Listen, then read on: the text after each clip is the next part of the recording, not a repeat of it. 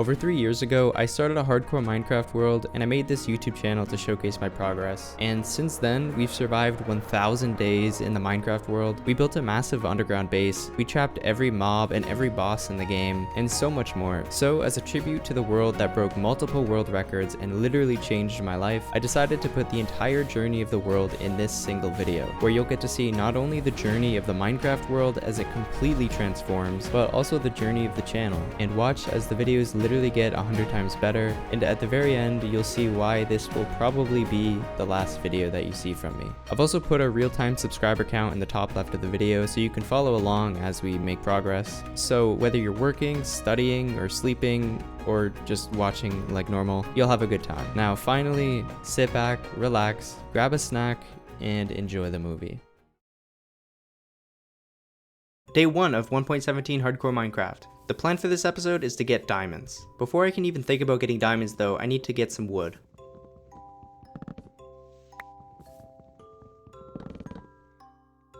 Then I make a crafting table and my first wooden pickaxe.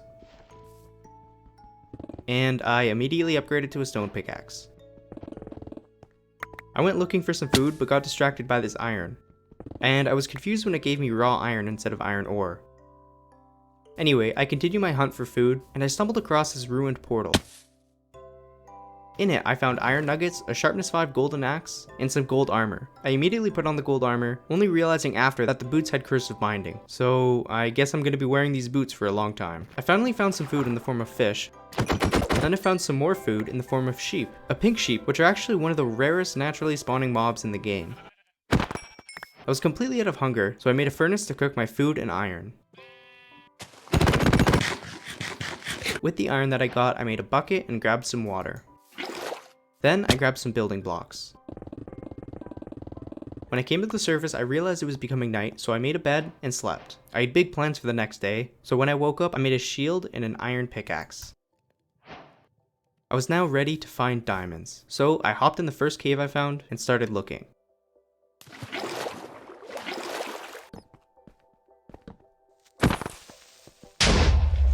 I found a circular area in the cave, which I think is the result of the new 1.17 terrain generation. Either way, it's pretty cool.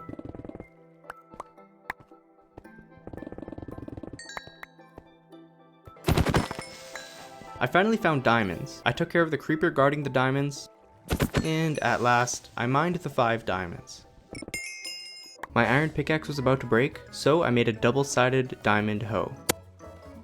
I heard a bunch of zombies, so I decided to mine towards them.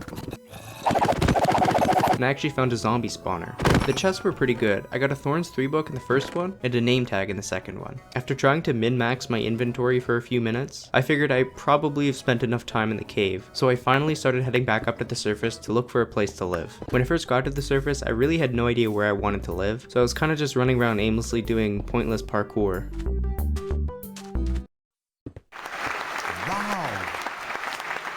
Eventually I found a village, which wasn't really what I was looking for, but it's better than nothing, so, you know, I head over to it. I was planning on robbing these guys, but they were actually all broke, so kind of a pointless trip. But it actually wasn't, because right next to the village was a ruined portal, and it wasn't very ruined. I dug around for a bit looking for the chest.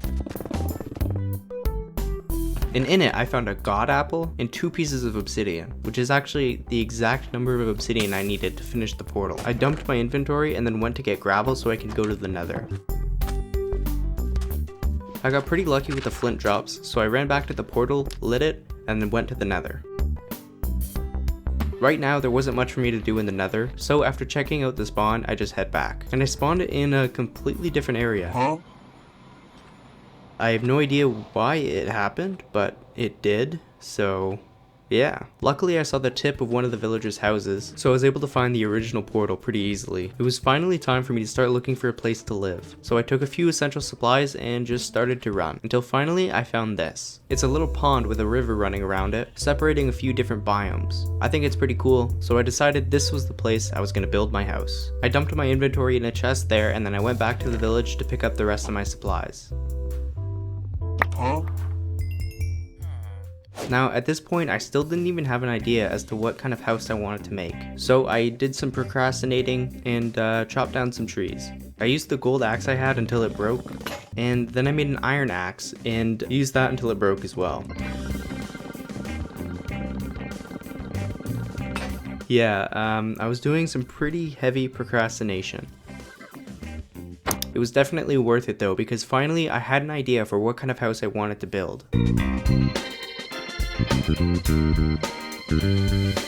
And this is what it looks like so far. All of my stuff was kind of just sitting on the edge of the pond, so I dug a little bunker where the giant underground mansion will be, just to have a temporary place to store everything. I think the zombies like the build so far because they would not leave me alone.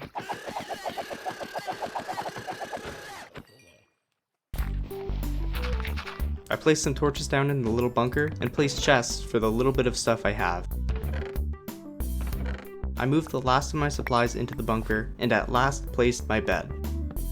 I think it looks pretty nice so far. We can't really start working on it with the tools we currently have because that would take forever. So in this one, our goal is to get better tools. And by better tools, I don't just mean diamond tools, I mean enchanted diamond tools. Unfortunately for us, we're kind of broke. And we can't just go mining because we're also pretty much out of food. So the first thing we're gonna do is build a completely automatic chicken farm. I got 1 seed and then made a little wheat farm so I could duplicate it until I had 5.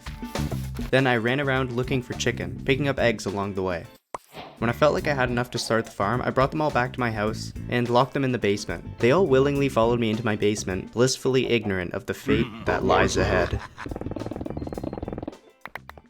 I tried to lead all of these chicken into the area they'll be laying their eggs, but it was surprisingly difficult, and I really struggled getting them all in. I started crafting the redstone components I'll need for the build, and then I realized that I need quartz, which is something that I do not have. Luckily for me, I found a ruined nether portal in the last one, so I already had a way to get to the nether. A few minutes of running later, and I was at the portal. And there was actually a lot of quartz that spawned right by the portal, so I just started to mine. And it wasn't long until I had 50 quartz to my name, so I jumped back into the portal and head to the overworld. Finally, I got back to my base, made the redstone comparator, and continued with the build. And I was happy to see it working perfectly, but then I ruined it by accidentally mining a block that was keeping the chicken in. So, yeah. Oh, no. At this point, there were more chicken running around my basement than there were in the farm, so I got the seeds out and tried to get them all back in the farm. It actually went a lot better this time, and I managed to get every single chicken in the farm without any issues. I disconnected the redstone so I can get a stockpile of eggs in the dispenser, and I figured as I was waiting to collect more eggs, I might as well do some mining. So I dug a spiral staircase to Y11. I dug a little box, and decided to strip mine until I broke my diamond pickaxe.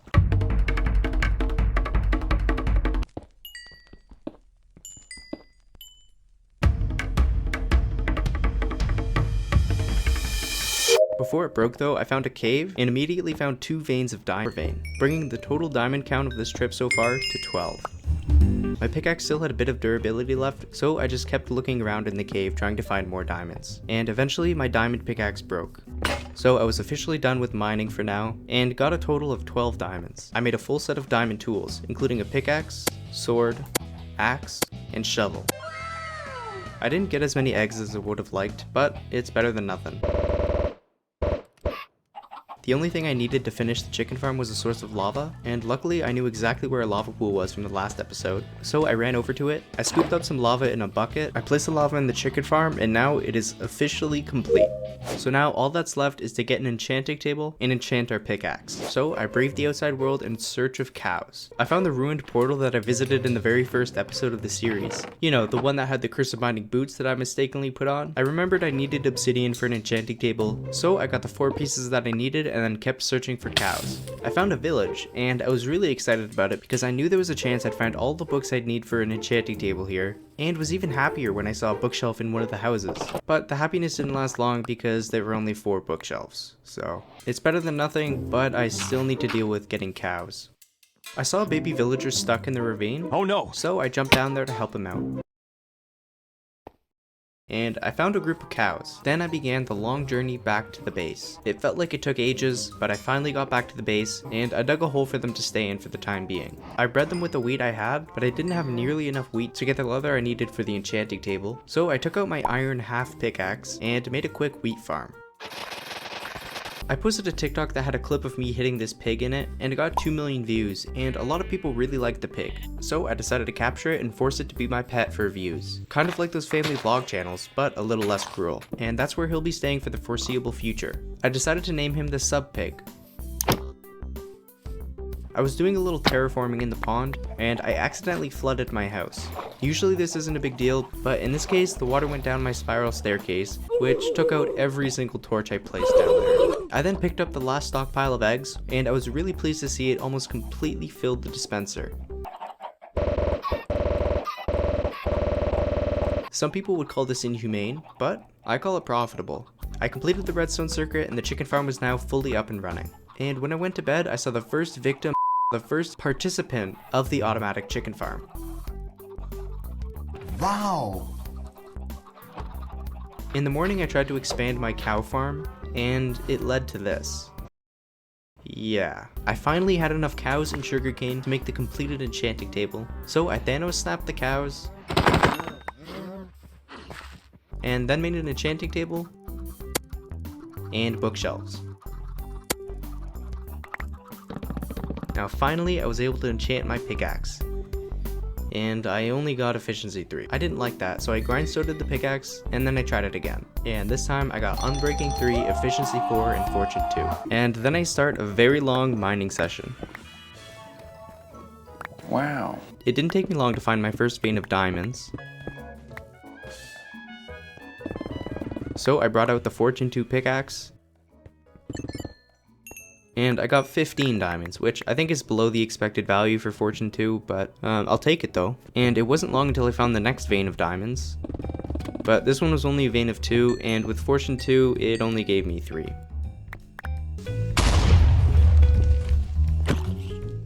Did you hear that? That was the sound of my curse of binding golden boots finally breaking, which is really nice because that means we're finally going to be able to wear a full set of diamond armor when we get out of the cave. And on my way out, I found even more diamonds. This time it was a vein of 6, and with my Fortune 2 pickaxe, it gave me 11. At this point, I had more diamonds than I knew what to do with, so I began my journey back up to the surface. It took a while, but I finally managed to get back to the base, and I said hello to Sub Pig. I had a ton of ore that I needed to smelt, so I made 9 furnaces, and then I enchanted my diamond sword. I got knockback 2 and sharpness 4, which is okay, and then I enchanted my diamond shovel, which may seem stupid, but that's just because it is. I only got efficiency 4 on it. Anyway, after hours of playing in this world, I was finally able to make a full set of diamond armor. And when I put it on, I realized I was completely blue. I put a wooden pickaxe in the enchanting table, and I saw that there was a silk touch enchantment in there. So I made another diamond pickaxe, enchanted it, and I got unbreaking 3, efficiency 4, and silk touch. I then upgraded my diamond chestplate, and I got fire protection 3 and unbreaking 3. I made an anvil my first try because I never forget a crafting recipe. You're stupid. And at long last, named my name tag, and officially gave Sub Pig the title of Sub Pig. Then I stood in the center, brought out my coordinates, and did some quick maths to figure out how far I needed to dig in each direction to make a circle of diameter 51 blocks. And once I went 25 blocks in each direction, I started to dig out the circle. And now my enchanted diamond shovel actually looks pretty nice. Unfortunately, because it didn't have unbreaking on it, the diamond shovel didn't last too long. Huh? So I made another shovel, but I didn't have enough levels to enchant it, so I just did some mining with the unenchanted shovel. Yeah, it wasn't very fun. Luckily, I didn't have much left to do, so it really didn't take that long. And I had officially hollowed out the first quarter of the circle. Now, I still had 3/4 of the circle left to go, and I don't have an enchanted shovel anymore. So I went out in the night to fight some mobs, so I could hopefully get level 30 and enchant my shovel. When the night was up, I found myself at level 32, so I enchanted my diamond shovel and I got unbreaking 3, fortune 2, and efficiency 3. I was happy with the enchantment and I started working on digging out the second quarter of the circle, but I ran into a lot of problems. The circle didn't match up with what I had, and it seemed like it didn't matter what I did, it just wouldn't fit. Yeah, I was stuck there just counting blocks over and over again for a while, until finally I realized that the quick maths I did earlier were completely wrong. Boom, quick maths. After I sorted that out, the rest of the digging went a lot smoother, and it didn't take long for me to completely finish digging out the circle. Oh, there's a wandering trader here. Let's see. Yikes. I am so scared. Oh no, where did he go? He just disappeared. Anyway, now that I had more space underground, I thought it was only fit to expand the staircase and the logs of the entrance. And this is what the build looks like so far. Now, in the future episodes, I'll be digging out the base much deeper. But right now, since I don't have any mending, digging this hole is kind of just destroying my double-sided hoe. So that's where we're going to stop the base progress in this episode. And now we get into a project that just might have the potential to crash my computer. I left my base and found a zombie chilling in the pond, and the zombie dropped a carrot. Now, this may not yet seem significant, but you're gonna have to trust me when I say it is very significant. This carrot is going places no other carrot has ever gone before, okay? This carrot will be the grand carrot of thousands of other carrots, because the next project we're working on is making a giant sub-pig farm. So I leave the base and search for a new place to put the sub-pig farm. Eventually I find a nice place sufficiently far away from my base and start setting up. I make some spruce fences, and then I start making a perimeter. I found the first victim, I found the first volunteer, and used the lead to bring him inside the pen. And I found another one and did the same thing with him.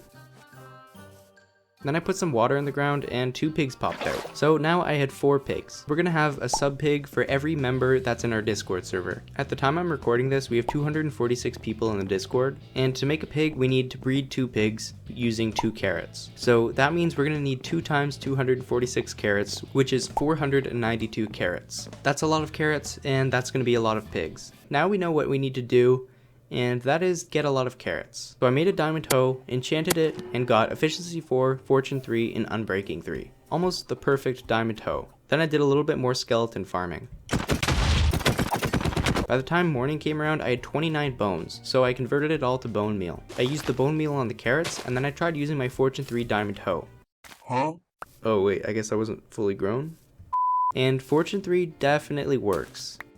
Oh, that gave me 7 carrots? I spent an absurd length of time going AFK and then replanting the carrots, only to go AFK again and then replant the carrots. But finally, I had enough carrots to breed the pigs enough to make 246 pigs. Before I was able to breed the pigs though, I went in my base and saw something very unfortunate. I saw all of the chicken had escaped the chicken farm. And it was all because of this one single enderman that stole one of the dirt blocks. So I took care of them. Before we get to breeding the pigs, we really need to deal with all the chicken running around our base because I really don't want to get salmonella. So I destroy the rest of the chicken farm and begin construction on the new permanent chicken farm inside of the wall. And I think it looks a lot better. I went back to the pig farm and I started breeding. Pretty soon there were already a lot of pigs in the farm, but still nowhere near how many there'll be in the future. So I just kept breeding. And there were a lot of pigs, you know? Was I starting to regret this? Yes. Was it too far to go back? Also yes. Finally, I had given the last carrot, and so now there should be 246 pigs in this farm. In this one, we're gonna build the first part of the mansion, which will be a villager trading hall. Anyway, I have 42 levels after breeding all the pigs in the last one, so the first thing I do is enchant my diamond armor. I saw my diamond helmet had respiration 3, so I enchanted it and got respiration 3 and aqua affinity. My next enchantment were my diamond pants, and I only got unbreaking 3. Then I enchanted my diamond boots and got protection 4 and depth strider 3. To start the trading hall, I'll first need 2 villagers. So I run over to a nearby village and kidnap and get 2 volunteers to come back to the base with me. Like always, on my way over there, I did a lot of completely unnecessary parkour. Wow. When I got to the village, I took out my leads and was sad to see that they don't work on villagers, which kind of ruins my plans. Not to worry though, because I can make a boat to boat the villagers. Yeah, I didn't get very far with the boat before I decided that it would be way too slow. Luckily, I'm a Minecraft veteran, so I knew that the best way to travel in the overworld was through the Nether. I got the obsidian from the old Nether portal. Then I made a new portal by the village in a spot that would be easy to get the villagers into. And it spawned me 1 block beside where the previous portal was instead of linking it together. Huh? Yeah, I don't really think it's supposed to do that. Then I started to dig in the direction where the other nether portal was. And I dug into a big open area. I didn't recognize anything, so I decided to cross it the only way I knew how, by speed bridging. Now that I had fire protection on my armor, I wasn't really worried about falling, but that didn't really matter because I did mess up the speed bridging, until the end. When I finally got there, I built a new portal, and to my absolute delight, spawned right inside of the village. Now it was easy for me to bring the villagers over, so I used a boat and brought the first villager to the Nether. Then we head off on a long journey to the portal connected to my base. Finally we made it to the portal, and I got him out of the boat, and sent him to my base. Then I trapped him in the overworld, and I went back to get another villager. And then I started working on building a villager breeder. I got this design from Zingji. I hope that's how you pronounce it, but a link to his video is going to be in the description. After I built the breeder, I let the villagers free and hoped that they would go to the beds and sleep. The first one did, but the second one didn't. I don't know why he wasn't choosing one of the beds to sleep in, but yeah. I was tired of waiting for him, so I just went in the base and slept, and I fell off my bed. In the morning I went back to the breeder and tried to get him into the hole. It ended up working surprisingly well, and before I knew it, he was in the breeder. Now that I had the two villagers in the breeder, I threw my carrots at them and let them breed. The breeder has a chute where the babies fall into, so I dug underneath where the breeder was and connected it to my base. This way when the villagers breed, the babies will fall down the chute and be in an easy position for me to move them to the trader hall. Now that I had a system set up to bring the villagers into the base, I decided to start digging out where the trader hall would be. After digging it out, I dug a little hole for where a villager would be, and I tried to figure out how I would design it. I started with spruce planks and birch logs, but I didn't really like it. This is what I decided on for now, but it'll soon change. I then made a railway track going from the chute to the villager trading hall, and I broke the glass to let the villagers out. One of them immediately jumped in the cart, which was nice to see. I then pushed the baby villager into the first villager slot. I pushed the second villager into the trader hall, and when I placed the lectern down, I noticed that the first villager had grown up. I kept moving villagers into the trading hall, and I also replaced some of the birch logs with smooth stone. This is the third time I've made changes to the design, and it's not going to be the last, because the next thing I do is push the villagers back one block, and then place a trapdoor above the lectern, so I could freely break the workstation without having the villager escape. I also hung lanterns between the villagers, which I think looks a lot nicer. I then dug out the floor of the villager trading hall, getting ready to put the floor in. I wanted to use dark oak wood for the floor, so I went outside and started to run. After only a few minutes of running, I found a dark oak forest, and used my diamond axe until it broke. I placed some dark oak logs in the middle of the floor, thinking the dark oak wood would be a nice contrast from the birch and the stone. But none of it really looked very good. Until eventually I tried sideways stripped birch logs, which looked a lot better, and things were finally starting to take shape. And that made me replace the birch logs around the edges with spruce logs. Now this is what the floor looks like. I also put smooth stone slabs in the corners to try to make it look a little bit more round. I then went up to the surface to place in all of the glass, making sure to definitely not misclick the glass. It looks pretty nice, but there's still some final touches I need to do, including adding a light source. So I went to the Nether and got some glowstone. I made some redstone lamps to put them around the floor and brighten the place up a little bit.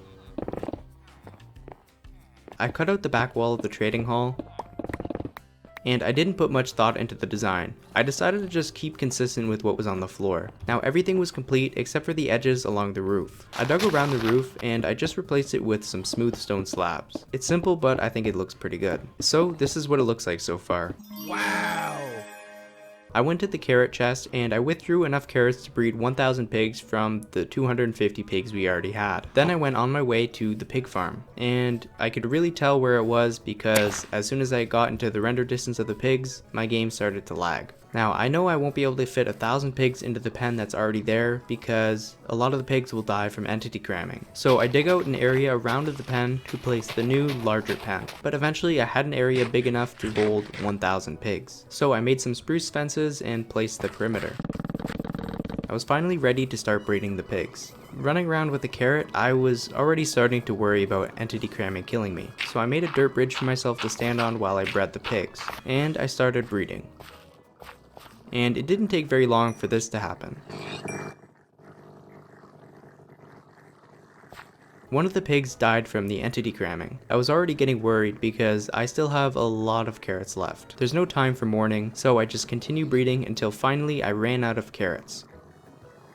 I'm not even sure how many more pigs I can fit in here, but right now there are 1,000, so I broke the dirt bridge and got an aerial view of all the pigs. If you want to be one of the pigs in this farm, then make sure you join the Discord server and join a community of really cool people. Huh?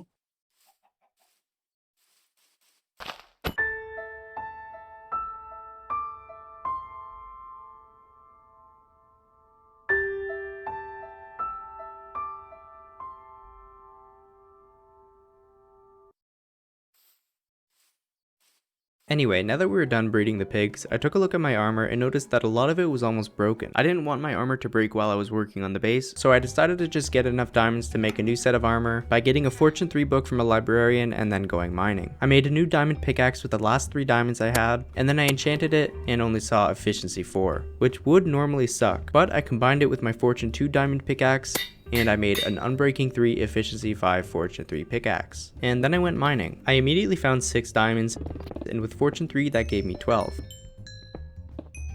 And then I mined 4 blocks away and found an 8 vein. And the 8 vein brought my total diamond count up to 32 already, within like 5 minutes of mining. And finally, I was trading with the armorer for some emeralds, and I saw particles pop up telling me there were new trades. And of course, when I scrolled down, there was the diamond helmet and diamond chestplate. Now I have a helmet with aqua affinity, fire protection, unbreaking 3, and respiration. Nice. Now that my diamond armor wasn't going to immediately break, it was time to start working on building the base. The first idea I had for the base was to make a giant glass ceiling underneath the water. That's going to require a lot of sand, so I went to the desert to try to find a good spot to get what I needed. It became night pretty fast, so I broke into this villager's house, kicked him out of his bed, and then slept in it. I continued to look for a place to dig up the sand in the morning, and that's when I found another village. Now the area I choose to dig out the sand will absolutely look terrible, so naturally I decided to choose right next to this village to dig up the sand. It didn't take me very long to fill up my inventory with sand, so then I started heading back to the base. I put a stack of sand in each furnace I had, but I quickly ran out of furnaces, so I made 8 more, stacked them up, and then immediately ran out of furnaces again. I filled up my inventory with glass, and then I started digging out the roof. This was an extremely annoying thing to do because obviously I was right underneath a pond, so anytime I broke a block, I was just drowning in water. I redesigned the area around the entrance of the base because if I didn't, I would always just hit my head on the glass walking down the stairs. I finally finished putting all the glass in. Then I went to the surface to start digging out where all the glass is. There was a lot of digging dirt blocks and a lot of placing dirt blocks. Finally, I had completed the terraforming of the pond, so I towered up to get an aerial view. I think it looks pretty cool from here. I was really close to going for a water bucket clutch on top of the house, but decided against it because I didn't want to deal with the dirt pillar. And I realized it was a good idea I didn't go for it because the top of the entrance were slabs. Huh? So I wouldn't have been able to use the water bucket and probably just would have died. It's time to start working on the next section of the top part of the base, which will be a bedroom. And it's not just going to be for me, it's also going to be for Subpig. I randomly choose this side of the circle and I start digging. I think circles and spheres in Minecraft look really cool, so I wanted my bedroom to be a mini sphere. I plan on having a wooden floor for the bedroom, so I make a diamond axe, enchant it, and get some more wood. And then I realized it should probably be 1 block lower. So with the power of editing, I moved it all down 1 block. Boom! Wow. Crazy, so cool. I added smooth stone slabs around the edges to make it look a little bit more round. And then I added redstone lamps. I dug out some of the floor with a silk touch pickaxe so I can get some stone. I then started to fill in the wall with various stone variants. I added some coal and iron ore to the walls to break up some of the monotony. And then I started doing the same thing with the ceiling. I thought so far the room was looking pretty nice, but I knew it wouldn't look very nice from the surface because of all the exposed stone. So I covered the stone up with dirt and did my best to make it look natural. I then put some spruce logs in my bedroom and then I stripped them. And there was definitely not any innuendo in that sentence. The problem with bedrooms in Minecraft is that the bed always looks terrible, so I made this little bed design to try to make it look a little bit better. Then for the first time since you got there, I moved Subpig. I placed this fence post above my bed, so this is what it looks like. I didn't like the spruce on the floor, so with the power of editing, I changed it to birch. And this is what the bedroom looks like. I think it already looks pretty cool, but I think it's gonna look a lot cooler when I dig out the giant exploded sphere and having the bedroom looking down on that area. We have two goals for this episode. The first one is to actually beat the game, and the second one is to get an elytra so that we can fly around our world. Before we do anything, I need to make sure that my tools don't break while we're in a fight, so I place a lectern down by a villager, check the enchantment. If it's not mending, then I just break the lectern and try again. Eventually I get a mending trade. Nice. So I bring him over to the villager trading hall, and I replace one of the useless villagers with the mending villager. I need to head to the Nether to get ender pearls and blaze rods. As I'm sure most of you know, I need to collect gold to trade with the piglins so I can try to get ender pearls. And thus begins the very tedious process of running around collecting gold. I collected more gold, converted the gold nuggets into gold ingots, and traded with the piglins, but I didn't get any ender pearls. I took a quick break to play some baseball,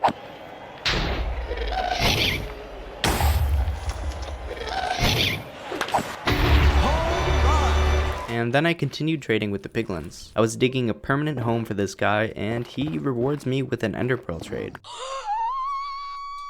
Not long after that, I got another ender pearl trade, which brought my total ender pearl count up to 8. I managed to get another ender pearl trade, and finally had enough ender pearls to get to the end. Now that I had all the ender pearls that I needed, it was time to start looking for another fortress so that I could get blaze rods. After a very long time in the Nether, I finally found what I was looking for.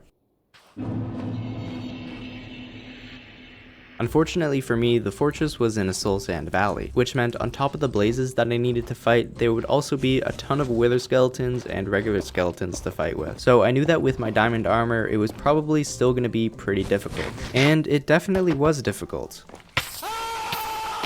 Yeah, I mean, you know, look at that. That's a lot of mobs. Luckily for me, I had a knockback sword, so I was able to just toss a bunch of the wither skeletons off the edge. It's kind of overpowered, but it's in my favor, so I'm not going to complain about it. I wanted to get 8 blaze rods before I left, and right now I was only up to 5, so I just continued killing the blazes. I picked up the last blaze rod I needed and head back to the portal. I went back to the overworld and heard more thunder, which sort of accidentally sets up the tone for the fight. I said hello to Subpig for what might just be the very last time, because I was about to head off to the end to fight the Ender Dragon. And then I stood on top of the entrance of the base, and I threw the Eye of Ender, telling me that the stronghold was in that direction. Wow. Finally, I found the stronghold, so I built a pillar for future reference and then jumped in the stronghold. As I went deeper into the stronghold, I found out that some parts of it were flooded by underwater caves. So that was really annoying to deal with. After dealing with the underwater cave, I found the portal. So I cleared out some of the junk in my inventory and then filled in the end portal. Nice. I checked my inventory one more time to make sure I had everything I needed, because as soon as I went through that portal, there was no way for me to get back without beating the game. And after a very long time playing this world, I jumped into the portal. I spawned in a box underground, so I just dug my way up. And with my bow, I started shooting at the healing crystals. Boom, bam, bop, bada bop, boom, pow. I got on top of one of the pillars so that I could shoot out some of the healing crystals easier, and I finally got the last healing crystal. Nice shot! I did a little bit more speed bridging, but this time did it perfectly. I didn't mess up a single time. Ignore that cut. Then I pearled down to the dragon and started swinging. This fight really wasn't hard at all, so I was kind of just messing around waiting for the dragon to perch again. The next few minutes of the fight were pretty much just me shooting my bow at the dragon, fighting some endermen, and then pearling to the dragon to do some more damage. To be honest, it was a really easy fight. I wanted to style on the dragon, so when his health was low, I just used my fist and punched him to death. And that was it. I had officially beaten hardcore Minecraft. Of course though, I still have very big plans for the world, and fighting the Ender Dragon was sort of like a tedious side quest I had to do in order to progress.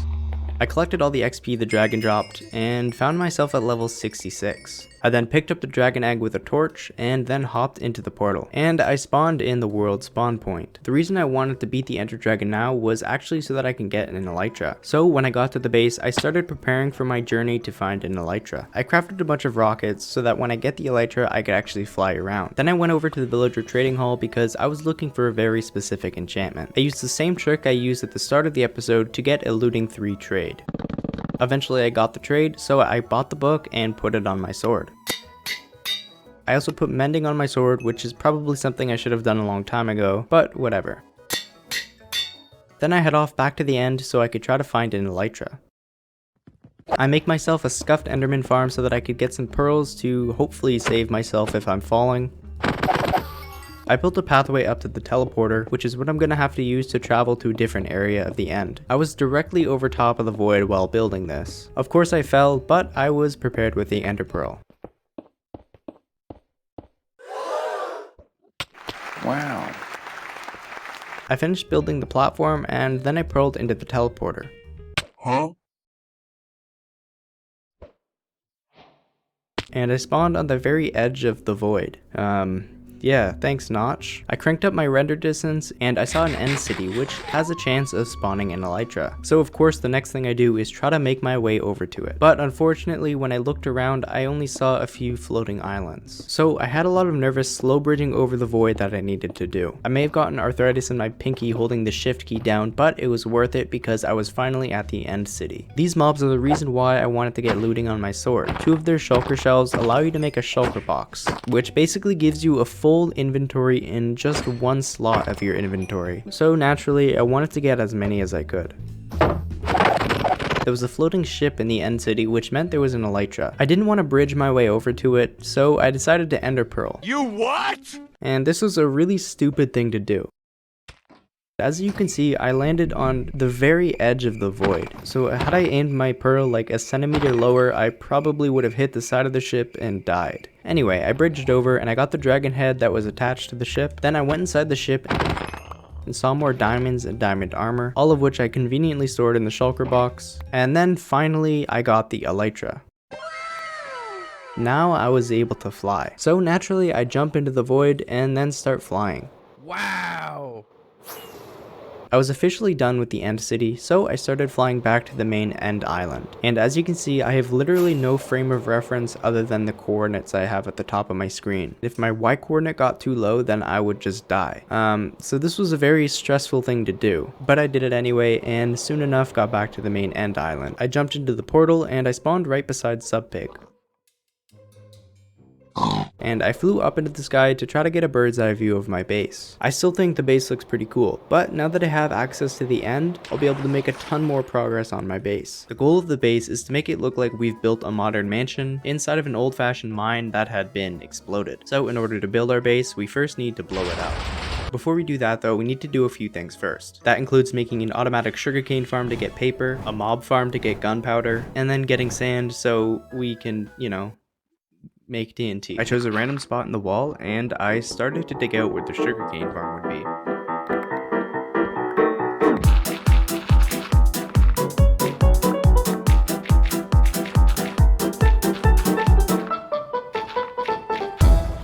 After doing that, I filled in the sand where the sugarcane would be, and I filled the area beside the sand with water. I did some quick maths. Boom, quick maths. And figure out that I would need just under 2 stacks of each material for the build. That included pistons, observers, redstone, and sugarcane. I had enough to make the pistons, but I didn't have enough nether quartz to make the observers that I needed. So I spent some time in the nether with my fortune pickaxe, just mining some nether quartz. And when I got the nether quartz I needed, I checked back with the recipe and noticed I didn't have enough cobblestone. Yeah. Never thought I'd go strip mining for cobblestone, but here we are. Now I needed a way to collect the sugarcane when it breaks, so I broke all the sand I had just placed, and then I placed rails underneath. I put a powered rail on a hopper at both of the ends of the track. That way when the hopper reaches one of the ends, it'll deposit some of the sugarcane it has and then bounce right back. And I watched in absolute awe as the hopper minecart traveled along the track. Oh my gosh, that is epic. The final step of the farm was placing in the sugarcane, and once I did that, it was fully up and running. I tested the collection system with some cobblestone, and sure enough, when the minecart got around to it, it picked up the cobblestone and deposited it into the hoppers. So now I had a fully operational automatic sugarcane farm. It's really ugly, but I guess technically it works. Believe it or not though, I actually don't want it to be ugly. So I started the mission formerly known as the mission to make the sugarcane farm not look so freaking ugly by adding lights and decorations and other things. I'll admit it's not a very succinct name, but it's definitely what I wanted to do. Anyway, I start the mission by trying to find some lights. I wanted to use sea lanterns, which meant I would need to go back to the ocean monument, and I had a feeling I would actually need to take over the entire monument, so I also brought some doors along with me. As expected, I got miner fatigue before I could get any of the lanterns, so I began the hunt for the giant white pufferfish. I forgot what they're called.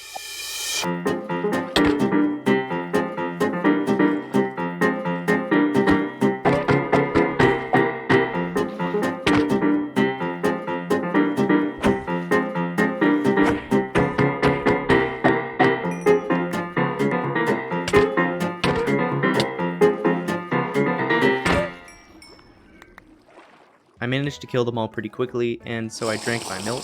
I picked up a bunch of them, and then I flew back to the base, and I placed them by the sugarcane. The next thing I wanted to do to the farm was add a roof, so I tested out some different colored glass, and decided that the regular glass would look the best. When I was done with the glass, I placed a bunch of smooth stone slabs around it to copy what I did with the main part of the base. I think using blocks of iron instead of the smooth stone slabs would look a lot nicer, but I don't have enough iron. So maybe when we get an iron farm going, we can replace all the smooth stone with iron blocks. Now all I needed to do for the sugarcane farm was make a design for the floor and the walls. And since the farm is on the same layer as the villager trading hall, I figured it would only make sense to make them look similar. To do that, I would need to get a lot of wood, and my axe is almost broken. So I collected nether quartz until I got to level 30, and of course I decided to do some pointless parkour. Nice. I then made a diamond axe, enchanted it, and only got unbreaking 3. Then I got a bunch of wood. On my way back to the farm, I saw this baby zombie just chilling in my pond. I don't know what it was doing, but it wouldn't attack me for some reason, so he became my friend. I named him Blue. Anyway, I went through a bunch of different designs for the floor, but I couldn't really get anything that looked decent. But eventually I just decided on this gradient of spruce, then birch, and then birch planks. I then started to dig out the walls, and also struggled to find a decent design, until eventually I just went with the simple stripped spruce logs on the top and bottom and birch planks in between them. I needed to add some more lighting, so I just went with redstone lamps. All I had left to do was make a storage system, and checking on the hoppers, they were already starting to overflow. So I dug out a tunnel connecting the two hoppers, and then I dug out one of the walls to put the chests in. So I made as many hoppers as I could, and the sugarcane farm was now officially complete. Now it's finally time to start making over 2,000 pieces of TNT to blow up my base. The hardest thing about making 2,000 pieces of TNT is getting the gunpowder, because every TNT needs 5 pieces of gunpowder, which means I need to get 10,000 gunpowder. Luckily, Hermitcraft came up with this design for a really efficient mob farm, so to get the gunpowder, I really just had to copy that. But, I needed hoppers for the farm, so I went strip mining for iron. It actually didn't end up taking too long, and I found a decent amount of diamonds. I did actually find an axolotl, so I just put him in my bucket. Also, let me know in the comments what you think I should name the axolotl. I made all the things I would need to make the farm, including hoppers, repeaters, soul campfires, and dispensers, and then I head off in the desert to build it. This mob farm is going to be a huge eyesore, so I decided to build it right in the middle of this village. I needed a ton of building material for the farm, so I figured it was probably best to just use the sandstone.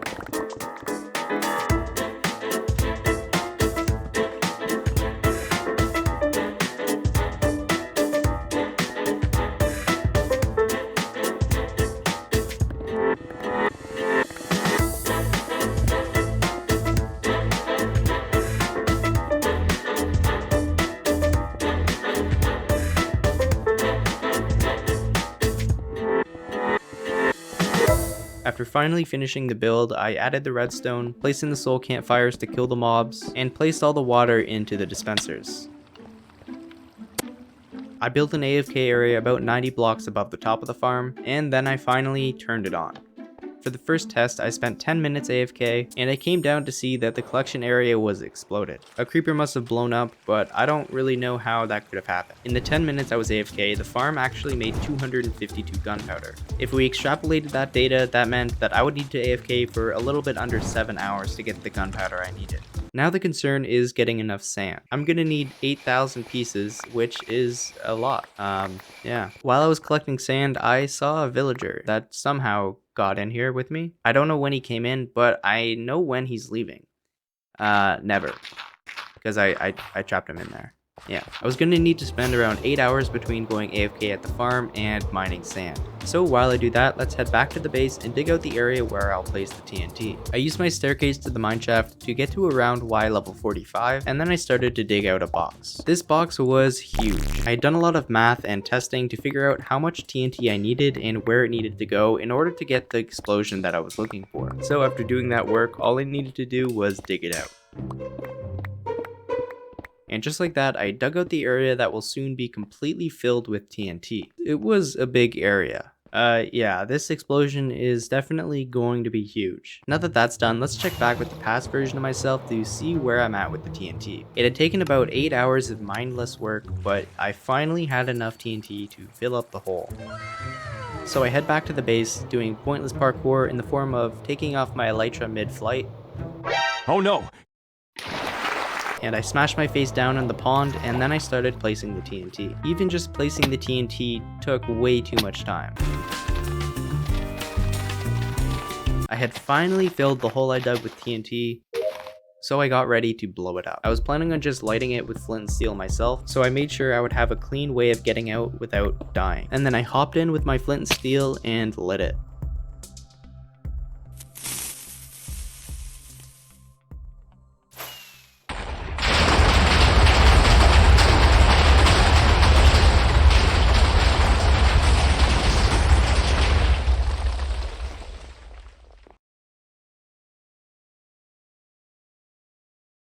When it was blown up, I hopped down there to check out the damage. And it is perfect for the plans I have for the base. There were a ton of mobs though, so I had to spend a lot of time lighting up the area and taking care of the mobs. The first thing we have to do is clear out this lava and obsidian, and then we can start working on figuring out what we want this place to look like. Also, I saw some people saying rip Blue. Blue is fine. He's locked in here. I just trapped him in here. Sand is definitely going to make clearing the lava a lot easier, so let's go ahead and do that.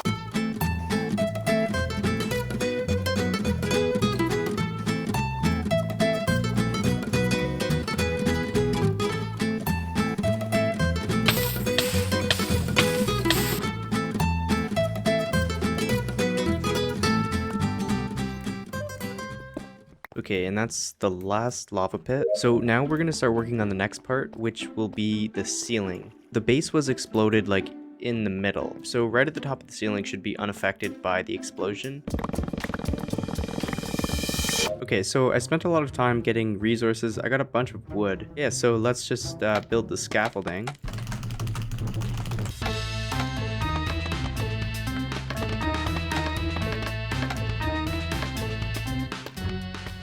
The top of it's going to be stripped birch, and as you get further down, it'll go to oak, spruce, and then dark oak. All of it stripped. That way it gives the effect of it being the lightest at the top, as in the wood was least impacted by the explosion, and the closer it is to the middle, the more charred it is, which is why the wood gets darker. So I guess we will start to place the wood in. I'll make the wood by the lights a little bit lighter because I feel like that would be something that happens through the years of constant light being on the wood. Yeah, I like that.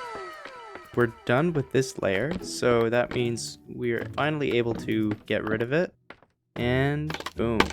Huh? Oh. Boom.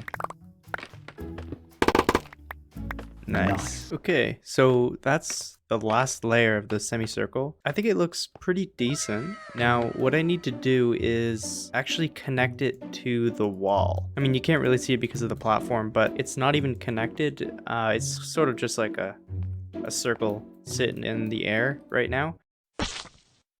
Stop! Yeah, if I could just extend it to the wall, that would be perfect. I'm not really sure how to go about doing this.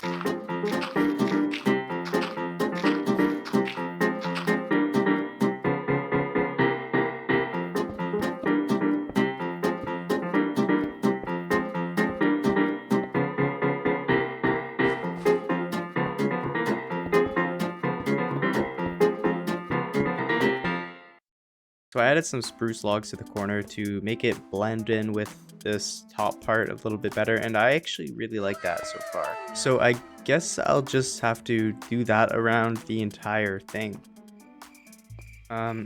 It's gonna take a long time.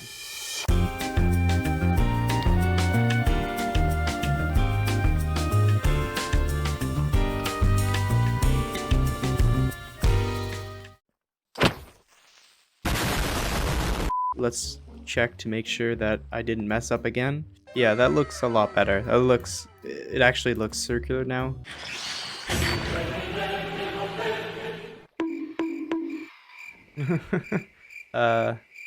Yeah, I don't think they can drown because they're in water right now. Ooh, can I trap one? Come on. Oh, I think I got one. I don't think he can get out. Okay, I got 2 hotbars full of materials. So now I'll just scaffold up and start transforming this wall.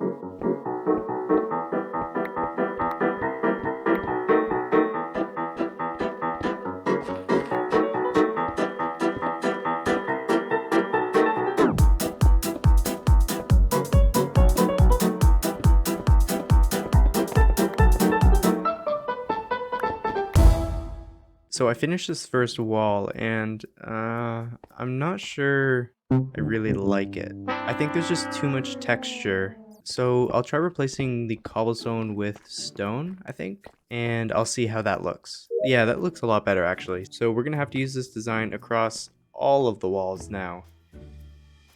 This is gonna take ages. As I work on transforming the walls, it would really help if you could like the video and make sure you're subscribed because videos like these take a long time to make. Transforming the walls alone took over 5 hours for me to do, and all of that work can only be put into a small section of the video. So please make sure you like and subscribe, and also follow me on Twitch because I do actually plan on live streaming the next episode.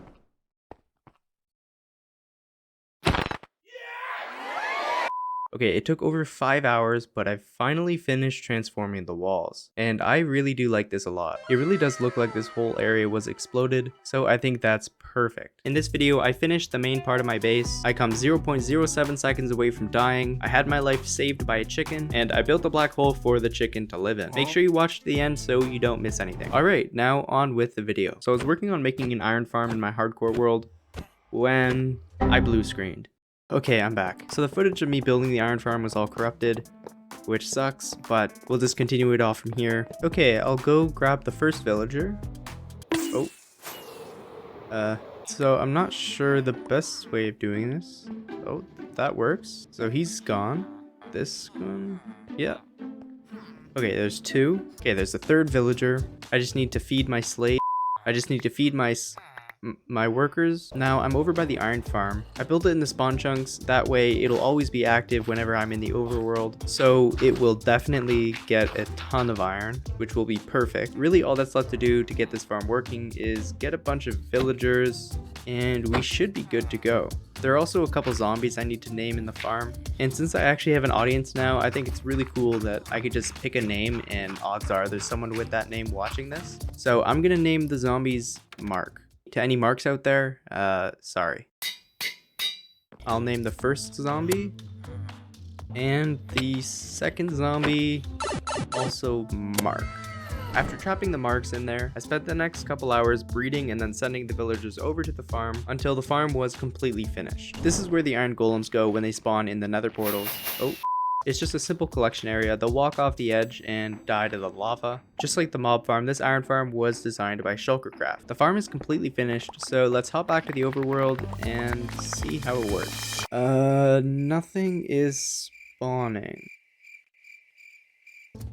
Okay, we got our first one. Oh, and there are 2 more. Okay, perfect. So it's working. Okay, it's been 15 minutes, so let's see how much iron we got. And wow. Okay, that's a lot.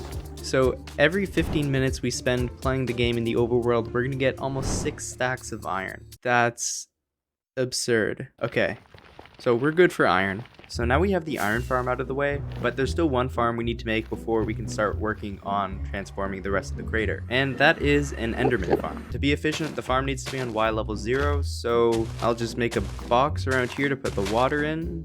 There we go. And I'll start building my way down. Oh, Okay, I guess we'll just keep going. Okay, one more. Don't fall out of the water. Okay, we got it. Okay, and that's on Y0. Okay, now that we're down here, we just need to bridge over 200 blocks, and I'll just go ahead and build the farm.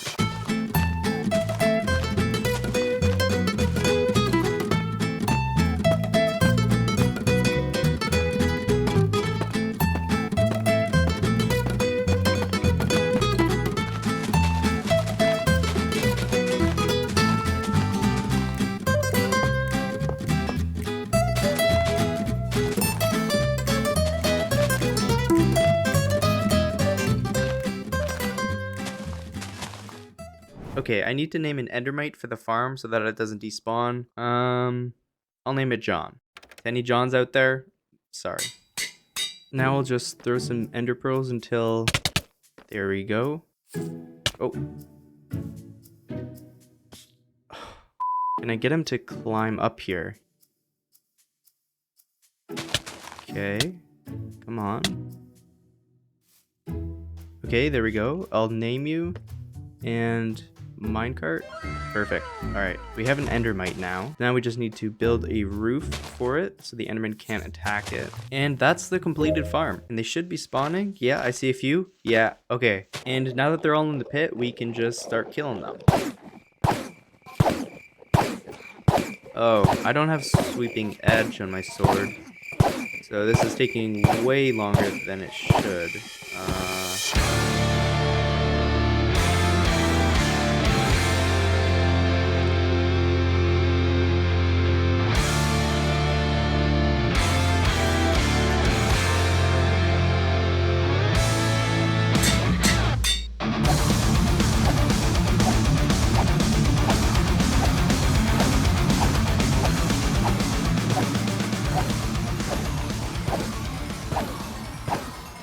Now that I had the 2 farms finished, I was finally ready to start working on the rest of the transformation, starting with the pathway around the crater. Like I mentioned in the past, there were 2 different types of paths I needed to make. One for the refurbished path, which would be in the areas that were exposed to the explosion, and a wooden path in the places that were protected by the explosion. I wanted the 2 paths to look similar, so I just used the same design for both types of paths. The only difference being, instead of polished deep slate, I used oak planks. Instead of deep slate tiles, I used stripped spruce logs. And instead of sea lanterns, I used redstone lamps. I also made a bridge going across the open area I had left before, and I just gave that the same look as the stone path. Yeah, I like that. I think that looks pretty good, actually. And here's what you've probably been waiting for. I was collecting deep slate to build the path around the rest of the crater when a creeper came up behind me. The creeper launched me in the air with only half a heart, and I was so high up in the air that I was definitely going to take fall damage. That meant I was pretty much guaranteed to die and lose my hardcore world. But luckily for me, exactly 1 minute and 42 seconds previously, I'd eaten chicken while only down half a hunger. And because of that single piece of chicken, I regened half a heart exactly 0.07 seconds before hitting the ground. And that let me live on half a heart instead of losing my hardcore world. So technically you could say that a chicken saved my hardcore world. That was too close. It was half a heart and I took fall damage. I should have died there, definitely. Oh my god. I immediately knew which chicken it had to be that saved my life. And of course, it was parkour chicken from episode 6. But Sand, there's no way you could have known what chicken it was that you ate. Yeah, well, I mean, you know, if we all believe it's true, then it is true, okay? How do you think currency works, alright? If everyone believes parkour chicken is the one that saved the world, then... you know, parkour chicken is the one that saved the world. It was at this point I realized that I needed to do something special for parkour chicken. I needed to memorialize him in some way, and I actually came up with the perfect way of doing that. But before I could do that, I need to get better armor and a totem of undying. I then spent the next couple hours cycling through different enchantments, combining the ones that were good, and putting them on my armor. Obviously, I'm not going to show you this because, I mean, it was extremely boring. Yeah, I was standing there for like 2 hours just doing nothing. And just like that, 2 hours later, I had perfect armor.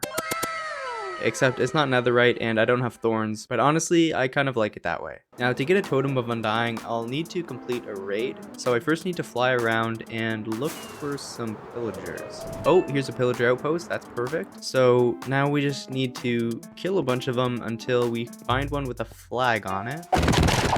Here's Flagman. All right, there he goes. And now we fly back to our base and start the raid. Okay, so I'm probably gonna need a bunch of arrows for this. And here's the first round. Okay, that was easy. Oh god.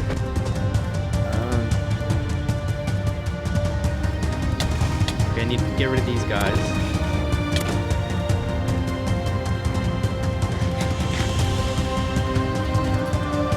Oh. Okay. Oh my gosh. What is parkour? There it is. Okay. Okay. And these guys are just stuck in this pond. So there we go. Okay.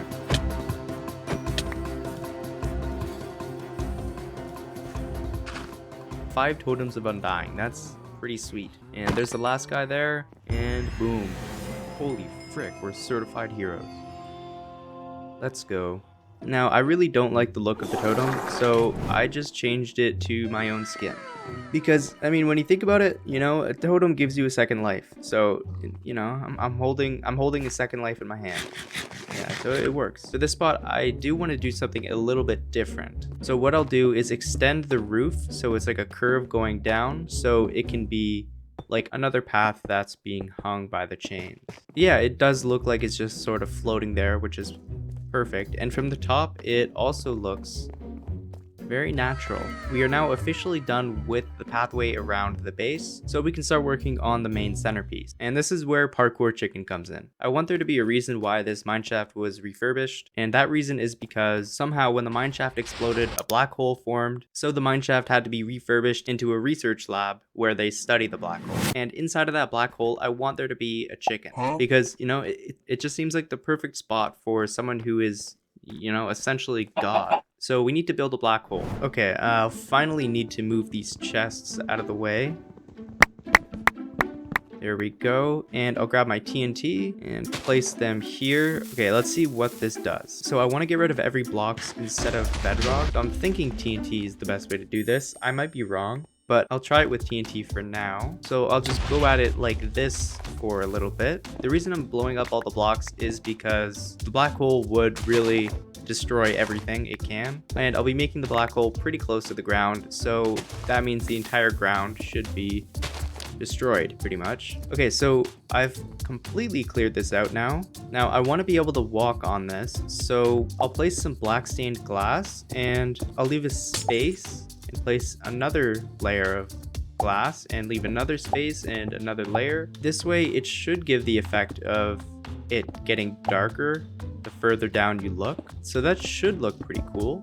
I hope so. So now I'll just add this glass everywhere in this hole. I've barely made a dent and I'm already out of glass. Okay. Need more sand. I need more ink sacks. And done.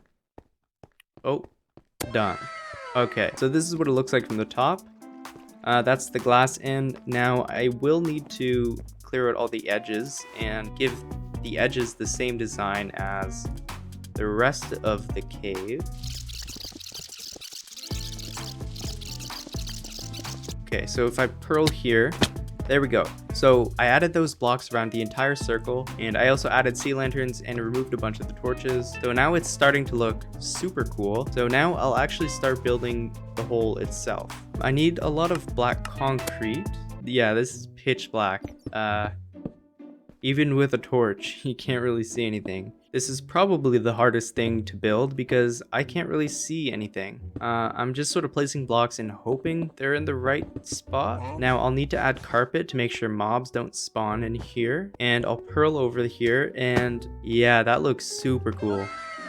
Yeah, it's like completely black. You can't even see anything inside of it. Yeah, I'm really happy with that. Now I do need to go up to grab a chicken, because like I said, I do want to put a chicken inside of the black hole. So I'll use my chicken farm, break this block to collect some eggs. Okay, we got 13 eggs now. That should be enough. So now that we're in the black hole, we can throw our eggs. All right, we already got one. Sweet. Hello, sir. You are now God. Now, it doesn't really make sense having a chicken as a god and also having a chicken farm, so I'll let you guys out now. Now, this really sucks, but you know, it's canonical, so I guess it had to be done. I'll head over to the iron farm, and it's still working, so that's nice. I will just have to craft a bunch of iron blocks. What are you doing, man? Get out of here. I've made over 7 stacks of iron blocks, and we've barely made a dent in the iron. So yeah, we should be good on iron for a long time. We can finally swap out this smooth stone for iron blocks.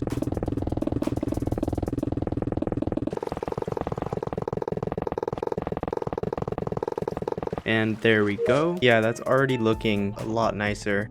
Should I also replace this stone? Yeah, I probably should. Okay, and that is it for the sugarcane farm. Was it worth it to do everything, including the blocks that you can barely see? Probably not.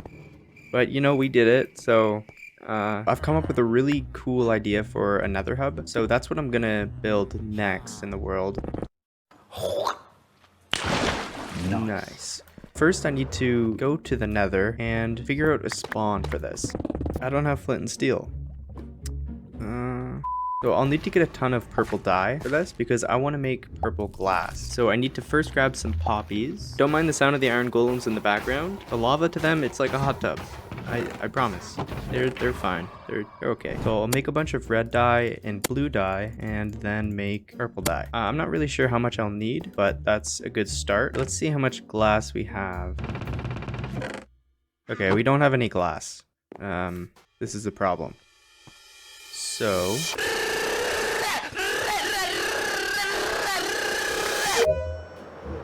Huh? I think I hit myself with that pearl. While we wait for those to smelt, I'll go grab the next thing we'll need, which is deep slate. I need to get deep slate and stone. I should already have enough stone, but I won't have enough deep slate. Well, I got myself a bunch of deep slate, so I should be good to start working on the nether hub. Now, the problem is getting out of here now. If I do this... Okay. Sweet.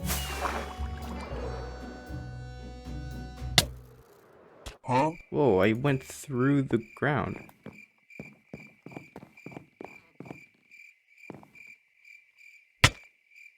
Whoa. All the glass is done smelting. I'm not sure if this is even going to be enough, but it is a good start. So I'll make it all purple glass. First of all, I want to have 4 portals in the middle here. So I'll just place stone instead of obsidian for now. And I need to dig out some area around it. I'll start with the top layer, so it'll be a circle of purple stained glass. 1, 2, 3, 4, 5, 6, 7, 8, 9, 10, 11. Yeah, this is gonna be huge. Okay.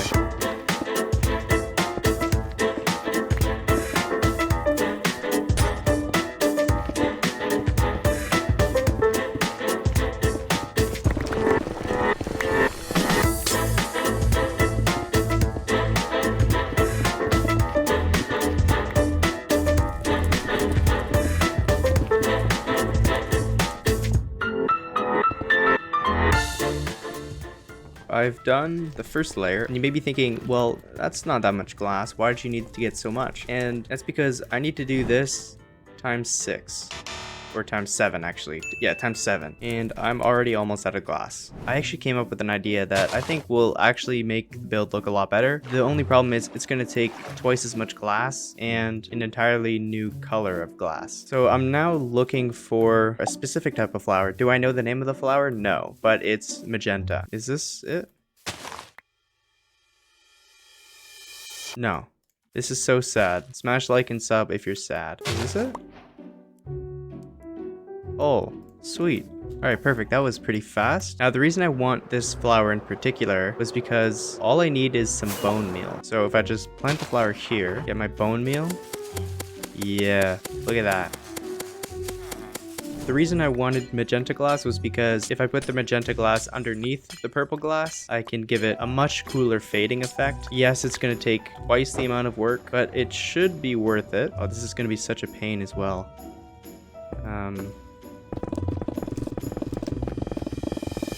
There we go. Yeah, I think that looks way better than what it was before. So this layer will be another magenta layer.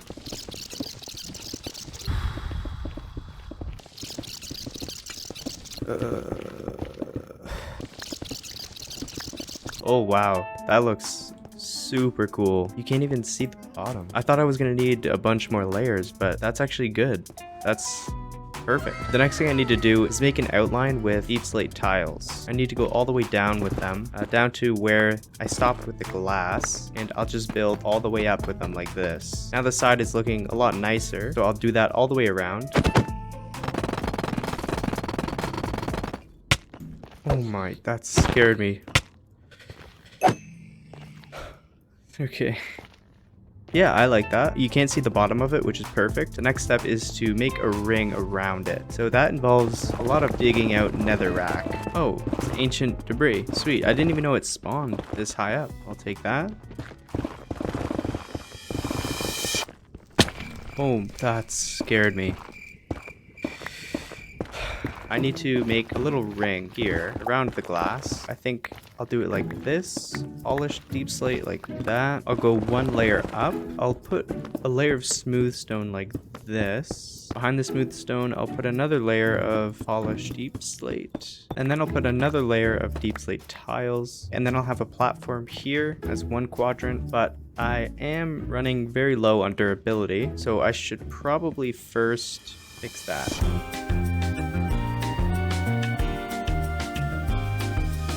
And from this far out now, we need to build another circle all the way around this circle. So let's do that.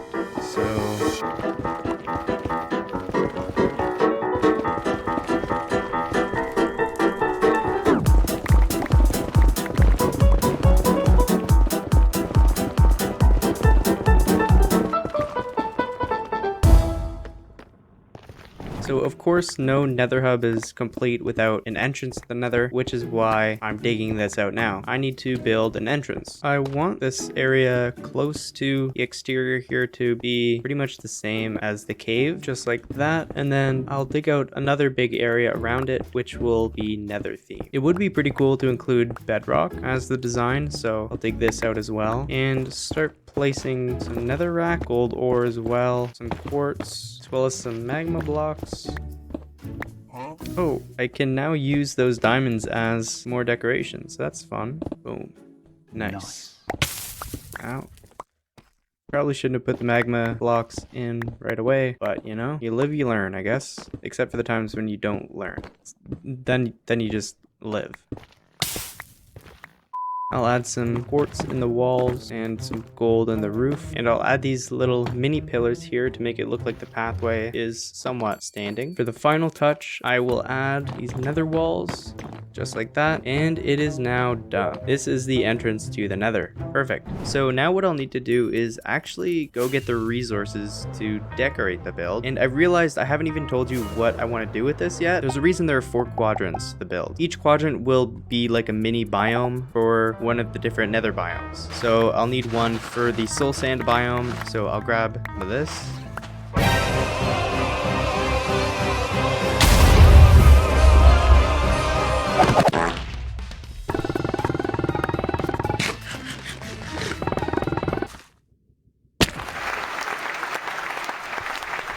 The floor will just be a mix between soul sand and soul soil, like this. There we go. And I'll use bone blocks for the walls, like that. At that point, I wanted to start curving in, and I'll copy this design on this side here. Oh my. That was annoying. Oh, I could flint and steel this to make it look nicer. Oh, sweet. Alright, thanks, Ghast. For the rest of the wall, I will use soul soil. There we go, the wall is done. Now I need to actually make this curve in, so it's like a dome.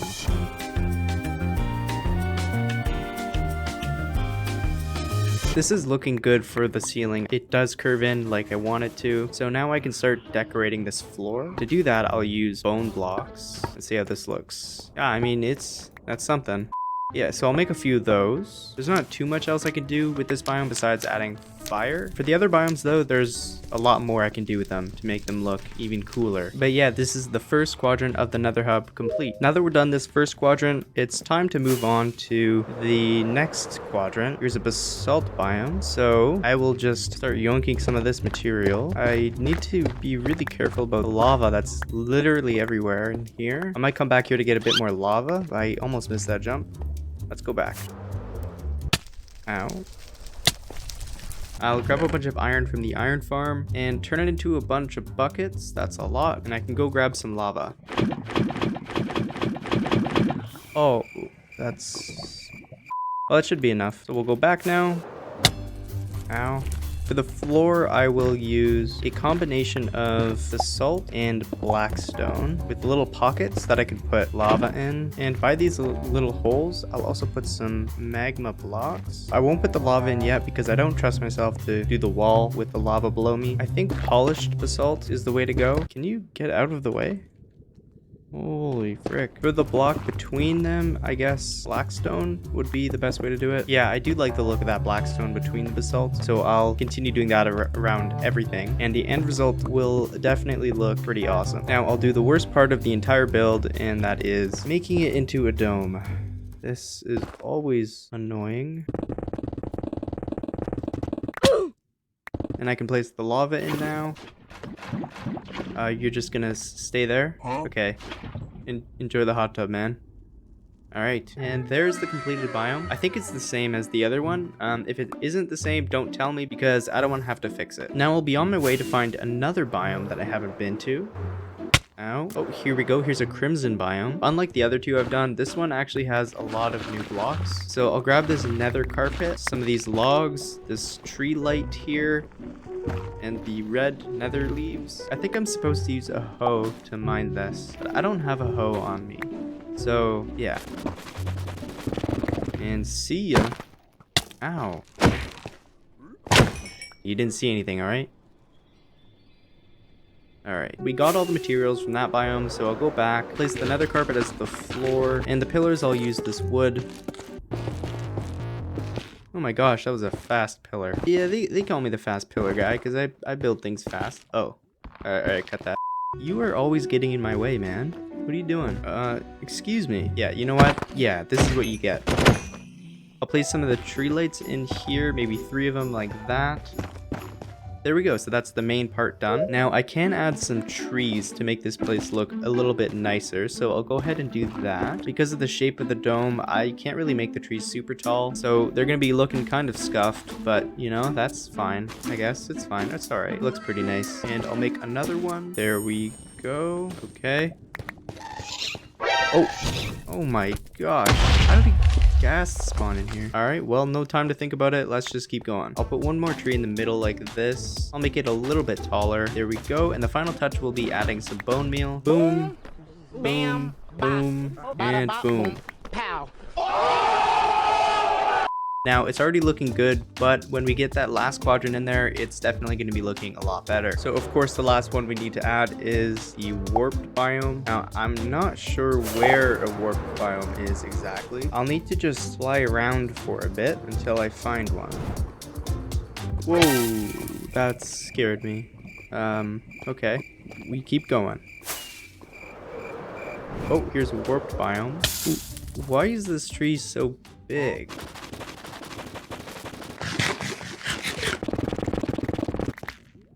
Hopefully I can find my way back. Oh, here's the tunnel. Just like always, I'll fill in this floor with the warped nylium. What kind of name is that? Just like with the crimson one, for the pillars, I'll use the warped stem. And of course, make them stripped, because an unstripped log is an ugly log. This is a fact. Everybody knows this. You are extremely annoying. Did you know that?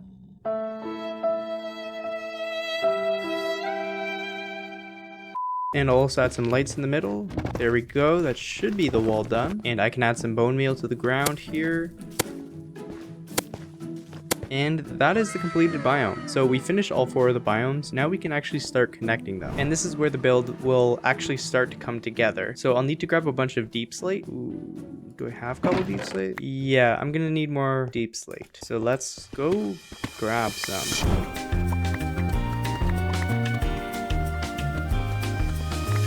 Alright, that is another deep slate deposit completely mined out. So now let's head back to the Nether and finish off this massive project. So I'll just be putting the deep slate here and I'll connect it just like that. So that's what it looks like. I do really like that. So I'll add this connection for the other quadrants now.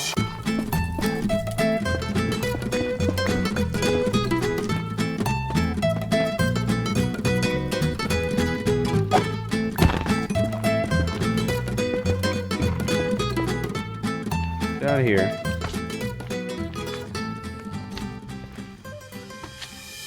And there we go. So I've done all 4 connecting parts. Ooh, you know what? So I was planning on having just another brick roof, but what I think will look a lot cooler is if I use the same glass design as I used on the floor on the roof. I'll go ahead and do that. It'll need a lot more glass, but it will definitely be worth it. I'm not exactly sure how high up this needs to be in order to get the same effect as down there. So I'll do the first layer with purple glass because that is what I have the most of.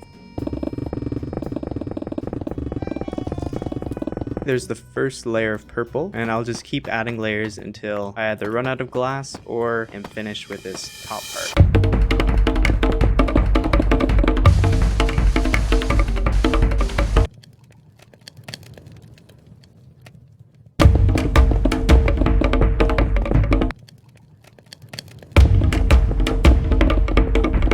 And finally, that is the roof complete. Ooh, that looks super cool. Yeah, that was definitely worth it. It took forever, but that looks awesome. That looks super sick. Now, it's not really a complete nether hub without actually doing the tunnels. I almost just hit you. So I'll make the tunnel for this one here because this actually heads to the end. I'll use polished deep slate for border and then another 4x4 border here. And I'm thinking deep slate bricks for the middle and the sides here, as well as the roof. And then the rest will be deep slate tiles. And I need to add some lighting, so redstone lamps are the way to go, just like that. This pattern will just be repeated all the way down. To complete the look of the nether hub, I'll use this design once for every opening. There we go. That is the last one. I can finally replace the stone with actual obsidian. Boom. Yeah, I definitely really like the look of this. Before we can start collecting all the building blocks, we'll first need a place to place the blocks. So I've cleared out this area here. Now I need to make the walls match these walls. So with the power of editing, boom, there we go. Was that a smooth cut? Boy, do I sure hope so. Now I'll make the blueprint for the house that I'll be building. And for now, it's just going to be made out of wood. Oh, cut that. So I'll go up here and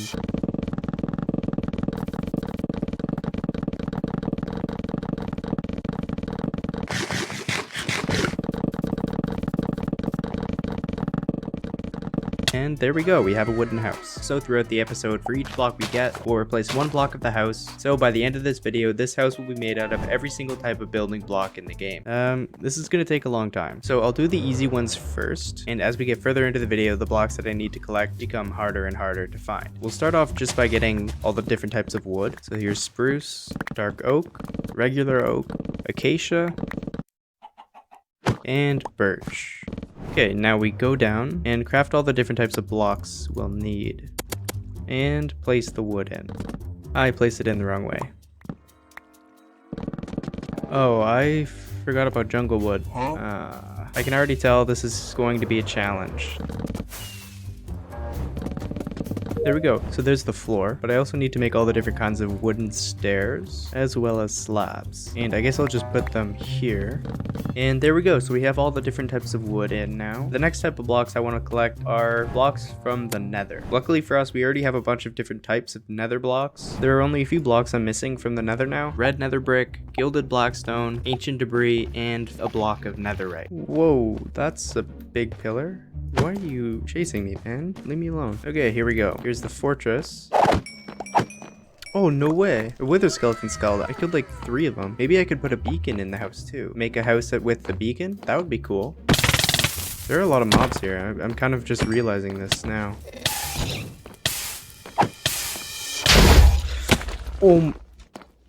Oh my gosh. Okay, well, elytra is going back on. That was way too close. Oh, another one. Did they like change the loot tables? I just need one more to be able to spawn a wither in, and then I can get a beacon. So that would be epic. Building a house out of a beacon before I even have a real beacon. That'd be pretty cool. There are so many mobs here. Okay.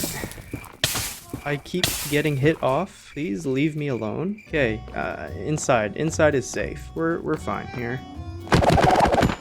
Oh, there we go. Sweet. 3 wither skeleton skulls. Okay, we can make a beacon now. Why did I come in here again? Oh, right. Nether warts. I need to get nether warts so I can make the red nether bricks. I don't think there are any nether warts in this fortress. So that sucks. I guess I just need to find another fortress. That's super annoying. Oh, there we go. Why is it purple? That's so cool. What? I need to find a nether wart. Oh, there's a chest there. Nothing. Oh, here we go. Perfect. Finally have nether warts. Now we need to find a bastion. I think I saw a bastion by my spawn before. Oh, here we go. All I need is gilded black stone. Oh, cool. This is in a slime chunk. That's awesome because I definitely need slimes. I guess I'll just place them here. So we have all the red biome blocks. And then on the other side, I guess we can do the same thing with the blue biome. Boom. Okay, soul sand, soul soil, and bone block. Basalt, netherrack, nether quartz, nether gold, blackstone, frying obsidian, bricks, cracked brick, polished, chiseled polish, and polished basalt. And we can also make smooth basalt. Forgot about that. There are the 3 types of nether brick. Is that really the texture for cracked nether brick? That looks so weird. Gilded blackstone, glowstone, and finally we can place the red nether brick in. So now we have every single block from the nether with the exception of ancient debris, netherite block, and a beacon. But all 3 of those things we're going to be adding at the end of the video. So for now we're completely finished with the nether. Now I'm on a mission to get every single dye in Minecraft. So to start off, I'll see how many types we have. Just to clarify, I'm getting all the blocks from the building blocks tab of creative mode. There are some blocks like a block of redstone that are in the redstone tab. For this project, we aren't going to be worrying about getting those blocks. Okay, we actually have a ton of dye. Literally all I need is yellow dye. Oh, right here. And brown dye. And boom, there we go. All 16 dyes are right in here in this chest. So I'll grab a bunch of wool. Oh. And make 1 type of each wool. There are 16 different types. So I'll just make it this floor here. If I make it this floor, it'll go almost all the way to the end. There we go. All the wool is in place. I need to get a bunch of sand so I can make glass and concrete. This part's going to take a while for me, but for you, it'll just be a couple seconds. So, oh, hey, buddy. How's it going? All right.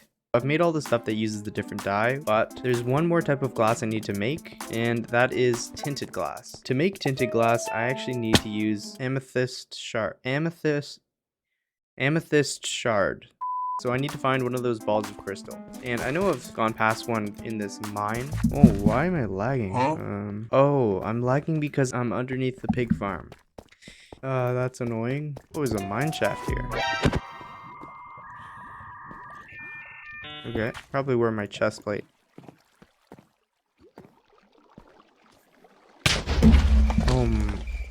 I'm glad I put the chest plate on. Okay. What are you doing? He's like bugged. Oh, no, he's fine. You're fine. All right. See ya. Oh, here we go. Oh. Sorry, chicken. Sweet, that should be everything from there. To place all these in, I'll start with the glass. Perfect. Next, I will add the different types of concrete.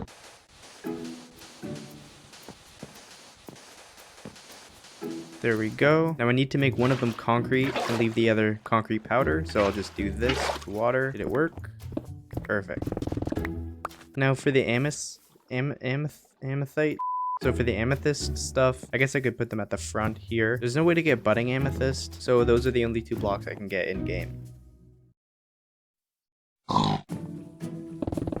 and boom, there we go. This house is already starting to look really cool, and when we start putting the blocks of diamond and netherite and the beacon in, it's definitely gonna look even cooler. So make sure you keep watching to the end. We've now reached a point where the blocks we need to get are starting to get really hard to find. So we need to start off by getting some spruce saplings. There's a specific type of dirt that I need to collect, and that dirt will grow underneath one of those big spruce trees. All I need to do is this, and then boom. And this is what I need. Well, there we go. That's one block down. There are some pumpkins over here, and I need to make some shears. And I need one more because I need to make it a jack-o'-lantern. Now I need to go somewhere snowy because I need to get a block of snow. Wow. Okay, this isn't how you do it. How do I do this? That's not what I wanted to do. Yeah, there we go. So I just need to collect some snowballs, throw some at the townspeople. Uh-oh. Quickly turn it into a block of snow. Ow. And we're good. I also need to grab a bunch of kelp to make kelp blocks. This should definitely do it. Yeah, that's a lot of kelp. With that kelp, I can make dried kelp block. There we go. And this is where it gets really challenging. I guess I'm just gonna go in this direction. So there are 3 biomes that I need to find. Mesa biome, the ice spiked biome, and the mushroom biome. Nice. I have no idea how long it's gonna take. Hopefully not too long.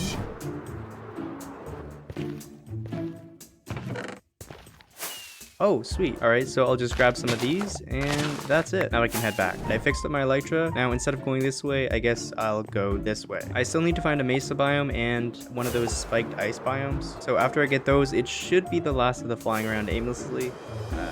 Hopefully.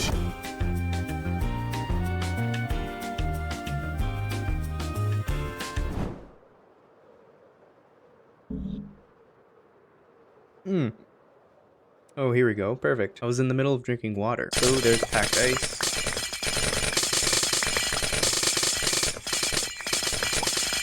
Yeah, I only needed one, so that should be enough. Now we just keep going until we find a mesa biome. Oh, we finally found the biome. That is a relief. It may not seem like a big deal because it was just a split second between the ice biome and the mesa biome, but it is a huge pain finding these different biomes.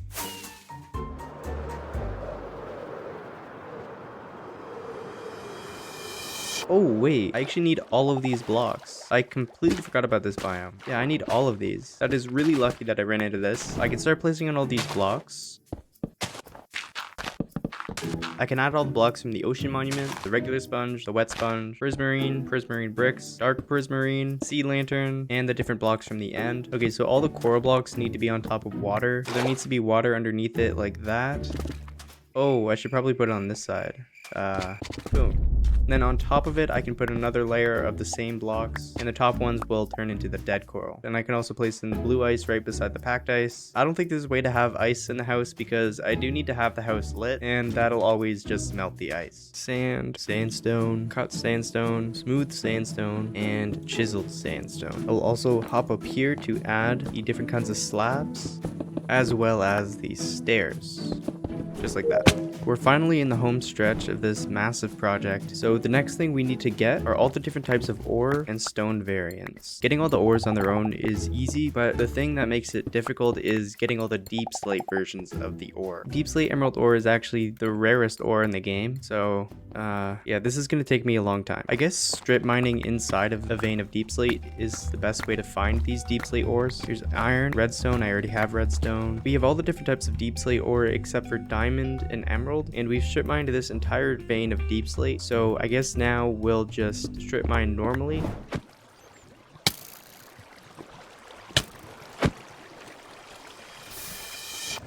Oh, okay. Oh, that's lapis, and that's a creeper. Oh, and diamonds, sweet. Here's the lapis. Oh, that's a deep slate diamond. That is so lucky, and boom. There we go. Deep slate diamond ore. And now we can just grab the regular diamonds. There we go. Okay, perfect. I didn't expect to get both types in the same vein, but yeah, I'll take it. So now we have every single type of ore and the deep slate version except for emerald, which is the rarest ore in the game. So I've done a bit of research and I know that emeralds only spawn in mountainous biomes, and deep slate emeralds can spawn in either a vein of deep slate or in a vein of tough. Apparently, is this a mountain biome? Yeah, this is a mountain biome. I guess I'll just dig down to where emeralds are.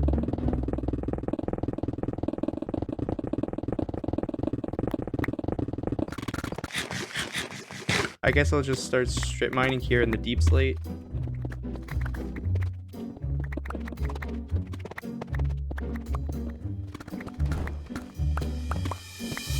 Huh? Wait, what?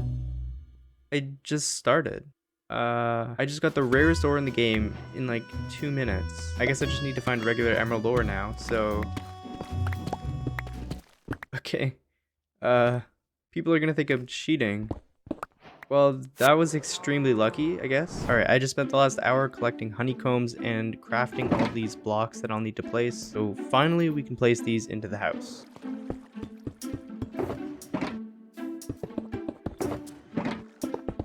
There we go. So there are 2 blocks I need to do. This one's going to be a beacon, and this one's going to be a block of netherite when we get those blocks. Adding those 2 blocks will 100% complete the build. So before we do that, we need to finish the rest. The only other type of block we need are the different blocks of copper. We need to get the different levels of oxidation on them. So I'll lay them out like that. Then I guess just wait until they oxidize. This is another one of those things where it's a split second for you, but for me, it'll probably take like an hour. So yeah, okay, it's been 2 to 3 hours. Now most of the copper is completely oxidized. So I'll need 3 of each type. And I've been told if I right click on the oxidized copper, it'll turn it into weathered copper. So let's hope I didn't get lied to. Nice. I didn't get lied to.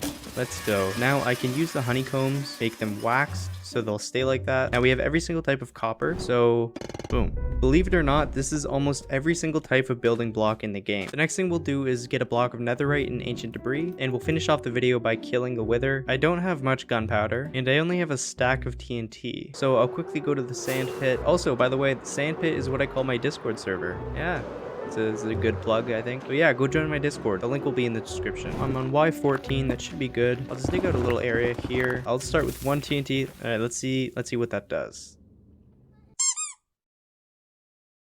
All right, and then I'll just make a little bridge across and do the same thing. And I guess I'll just keep doing this until I run out of TNT.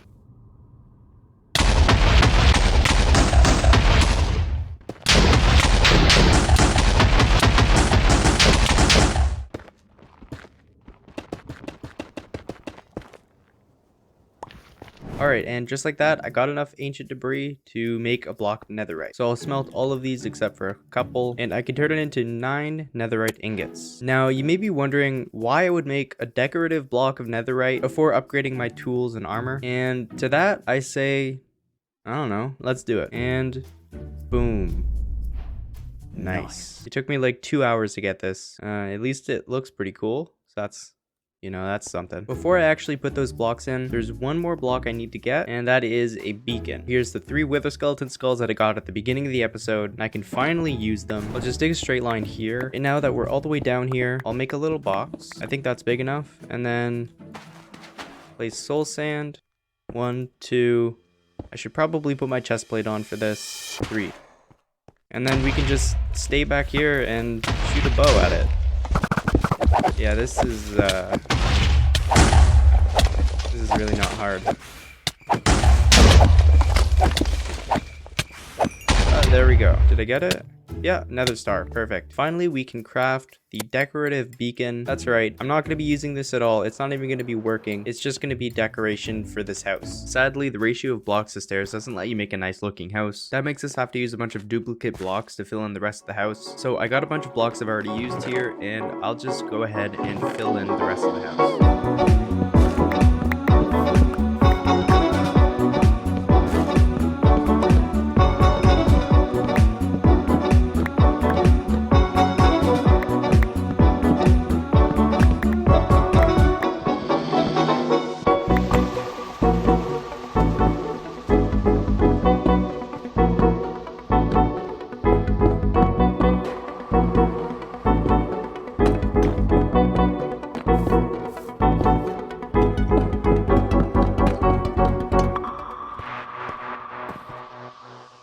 I'll place the last 3 blocks in. There's ancient debris, block of netherite, and the beacon. Nice. It took me about 3 collective hours to get these 2 blocks. It does make a pretty nice entrance.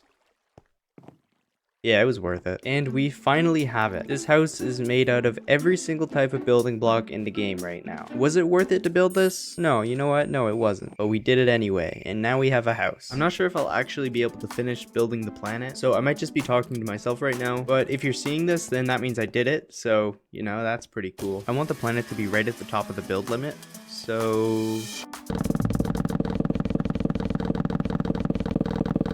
So this is where the bottom of the planet will be. So I'll use some dirt for the building blocks, and then I'll just build 5 blocks up. And this is where I'll build the next layer. So... And this is where the next ring starts. I'll light these up along the way, and I'll just keep doing the same thing. And there we go. So this is the first ring. Yeah, this is like, that's only the first 5 blocks tall. What do you... So that's only the first 5 blocks tall, and it's gonna be 89 blocks tall. Huh? It's gonna be huge. Okay. I was looking online for other people that have made a planet, but I couldn't find anyone that did it in survival, never mind doing it in hardcore. And I don't really get why that is. Hey, so it's the future version of me. I figured out why nobody has done this before, and it's because it's a massive project. Like, it took forever to do this. So yeah, problem solved. That's why it's never been done before. Yeah, alright. We're officially at the halfway point, and this thing it's massive. Yeah, that is huge. This might be too big to build. So even though that's only the frame and only half the planet, I've used over a full shulker box of dirt, so I need to go grab a bunch more. I guess I'll just keep building the rest of the frame. It's probably going to take about an hour to do the rest. So, and boom, there we go. So this is the framework for the planet finished, and it is massive. Like this is crazy. Oh.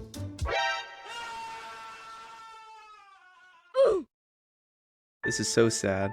So building this took about 3 shulker boxes full of dirt, and yeah, that's a lot of dirt. This is gonna look so cool when it's filled in. So let's start filling it in. So I want to build a planet with a bunch of different biomes, and I guess the first one we can do is the regular plains biome. So we need to get some trees. I forgot I need shears.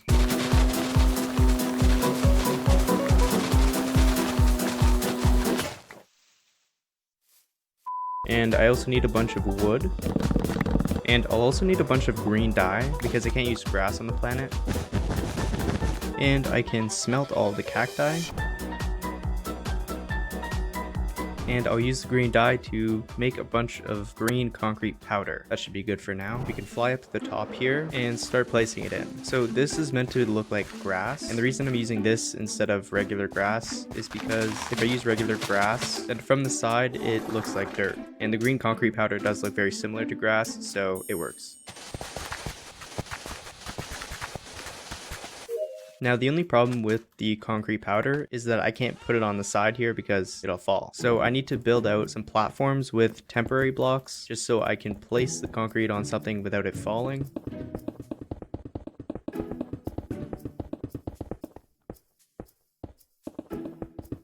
Yoink. Huh? You just stole the torch. Oh, it looks so cool from over here. Yeah, this is gonna be super sick. Now I can just place the rest of the concrete powder in. Probably should have lit this place up first.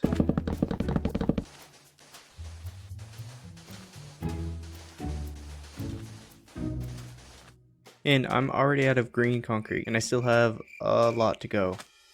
So... And there we go. That should be everything. Yeah, that looks pretty cool. Now we can start working on adding different trees and bushes and stuff like that. So the trees up here are really easy to do. All I need is dirt, saplings, and bone meal, and there we go. But it gets trickier as we get to the side of the planet because these trees, instead of sticking straight up, they're going to be sticking up to the side. I'll try putting one right here. So since it's on the corner here, it should go like that, I think. Yeah, that looks good. So if you look at it as if you're standing on the planet, it looks like it's just straight up. I think what would be cool is if I were to put a little pond in here. Ow. Let's try that again. Wow. First try. So I'll fill the bottom in with stone. And also sprinkle in a bit of andesite in here. Oh, I forgot it turns into concrete.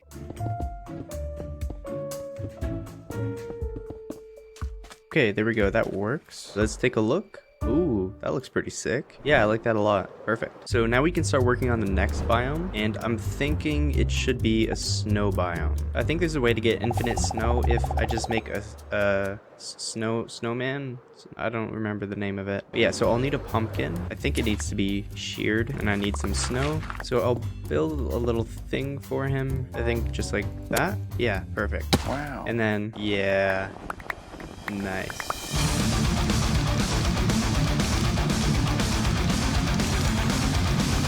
Yeah, this is actually going to take me a long time. I've been doing this for like 2 minutes and I only have almost 3 stacks. Huh? And on top of all the snow, I'll need to grab some packed ice. Luckily, in the last episode, I grabbed way more packed ice than I needed. I guess for the snow biome, I'll put it on this side. And this is going to be a lot easier than the other biome because snow won't fall, meaning I can just spam it everywhere. Now, the reason I'm just placing these somewhat randomly is because I don't want it to be a perfectly round planet. I think that would just kind of look weird. I want to have irregular ridges to it. I want to have little areas that extend further than you would expect, like this. I think that'll just make the end result look way cooler. Can I place a torch here without it melting? Sweet. They will not melt. That is epic. Now I'll take this packed ice and build some spikes with it. But like that maybe? Yeah, that works. That's pretty nice. But it is on the side of the planet, so it should be leaning that way. So I guess it should be more like this. Yeah, that works. And there are also just some random surfaces that are made of packed ice. Yeah, that looks nice. So we're finished with 2 biomes. Now, if we're just walking on the planet, as we get further down the planet, our perspective sort of shifts. So it looks like we're rotating with the planet's curve. So that is pretty cool. It's already looking super cool with only 2 biomes in it. So imagine how cool it's gonna look when I have the entire planet filled with different biomes. So make sure you keep watching to the end to see that. This is how much of the planet we've covered so far, and we have all the rest of this to do still. I'm starting to realize why I haven't seen anybody else build a planet in survival Minecraft before, but I've passed the point of no return, so I sort of have to finish this. Can I do it? I hope so. I want to make the next biome a desert biome, so... Alright, we have over a full shulker box of sandstone. Nice. I'll grab a bunch of green dye, and with the green dye, I'll make green wool. The green wool is going to be the cactus because cactus only grows upwards. That doesn't really work when I'm trying to grow it on the side of the planet. I guess I'll make the biome in this section here. So I'll just grab a bunch of sandstone and I fell. And I'll do the same thing that I did with the snow biome. Now we can start adding the cacti in. I'll put one here. It should be on an angle. I'll do this. Okay, yeah, that works. The ones on this part of the planet look kind of weird, but there isn't really a way to make it look better than that. I also want to just sprinkle in some sandstone. Put some here. Maybe here. And yeah, that's looking good. This planet's already looking super sick, so just imagine what it's gonna look like when it's completely filled in. Yeah, we've barely made any progress, and it's already looking that cool. I'm excited to see what it looks like at the end. Oh, I'll save you, wandering trader. Oh. Okay. The next biome I'm gonna make is a mushroom biome. Mycelium just looks like dirt from the side, so I can't use that. I think the closest block to the top of mycelium is light gray terracotta. So I'll head to the mesa biome. Oh, I should get a beacon. I'm gonna have to steal the beacon back from my house. Sorry, beacon. I will place you back here. So I'll place the beacon here, and I'll give myself haste 1 and haste 2, and we insta-mine the terracotta. Perfect.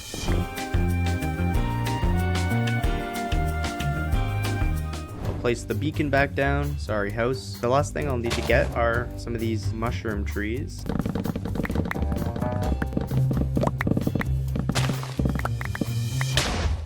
Oh my, that was a creeper. I'll just be doing pretty much the same thing as what I've been doing for the rest of the biomes, and that is just randomly placing the base blocks in like this. And boom, there we go. Now I can add some mushroom trees to it. I'll start with the brown mushroom. That looks good. Perfect. The trees that are going to be really hard to make are the red trees. So I guess like that. Whenever I place a block beside another block and then remove it, it like cuts off one of the sides of the block. That makes it really annoying to do this. This is really bad.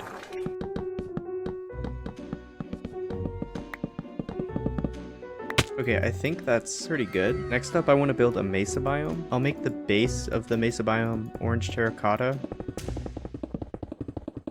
And there we go. Now I want to use some of this white and black terracotta to make it look more like a mesa biome. So I guess I'll sort of just do layers, a layer of black terracotta. I don't really know what I'm doing, but I will try to make it look decent. Okay, I think that look is the best we're gonna get. I'll also put some cacti on the red sandstone. It's not easy making a mesa biome on its side, but I don't think this looks terrible, so I guess we'll just move on. Just so you can get an idea of how much progress we've made so far, this is what it looked like at the start of the video, and this is what it looks like now. We've already made a ton of progress, but I don't think the progress is fast enough. There are only 2 more biomes that I want to do before we start working on making custom biomes, so let's go ahead and grab the resources for those biomes.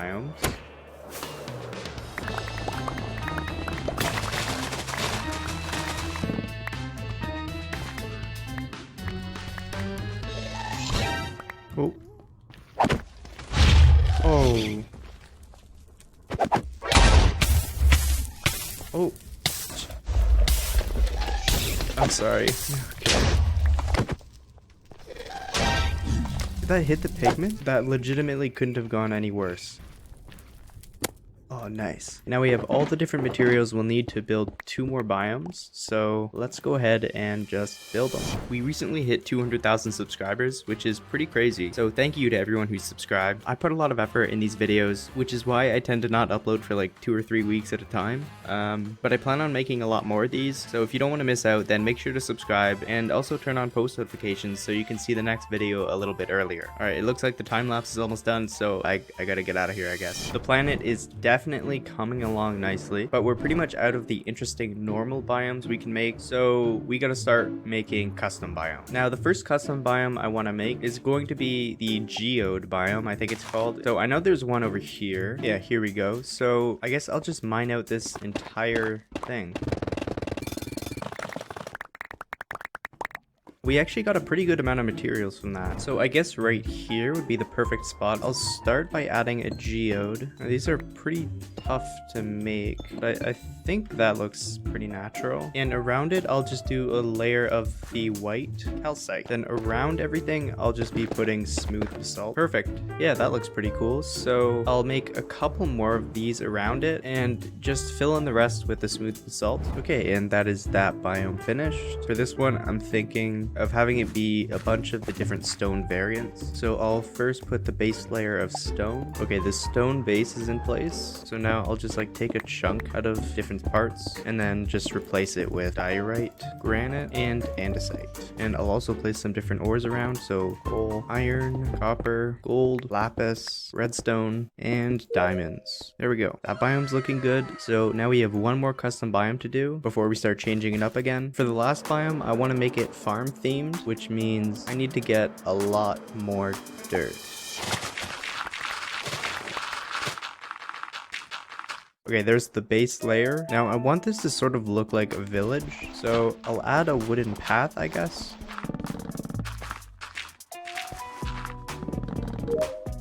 Now I want to build a little house. I guess right here would be a good spot.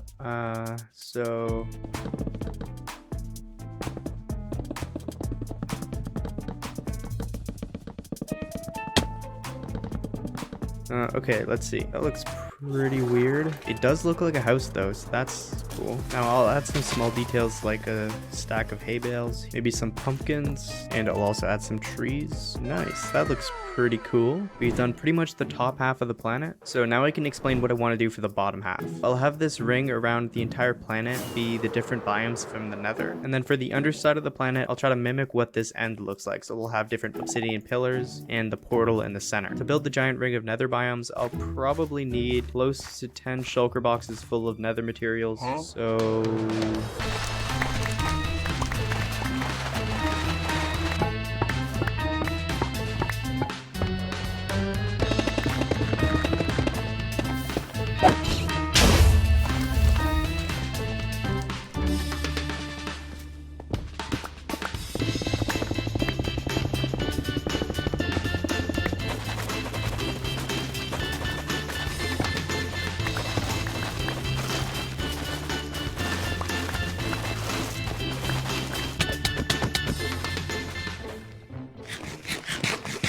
2 hours later, we have the 7 chests of items, so I guess we just need to place all these blocks in now. This is gonna take a long time. Here's the base layer done for the crimson biome. The nether wart block is the closest to the normal ground, so that's what I decided to use. But that would make the trees look kind of weird because the leaves would be the same as the ground. So for the trees, I'm just going to have no leaves. Wow. And I'll also throw in some shroom lights.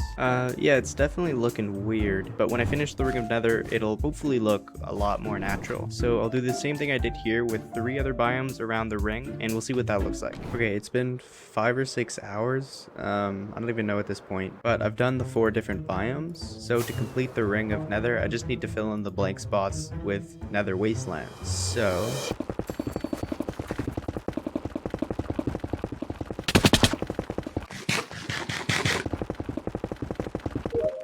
I'll randomly spread in some nether quartz, as well as nether gold, and some ancient debris, because why not?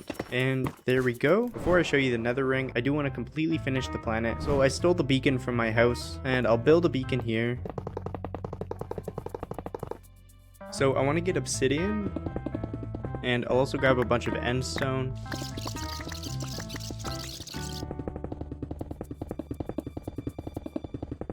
And boom. Finally, the planet's completely closed in. I want to make a copy of the portal up here, upside down. There's the portal, and then gray wool for the bedrock around it, and then the bedrock pillar at the top. I also want to add a mini version of the obsidian pillars. There's one right here, so I'll put a mini version of it right up here. Yeah, that looks pretty good as a pillar. So I'll make 9 more of these, matching these pillars here. Okay, I've finished placing all the pillars in, so now we can take a look at what it looks like. Oh, that looks super cool. So all the mini pillars correspond to the size of the big pillars here. Like, this pillar is the biggest one among these, so this mini version of this pillar is the biggest among all of these. Actually, this pillar is a little bit too far out.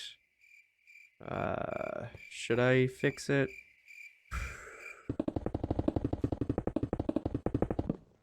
Alright, yeah, that's much better.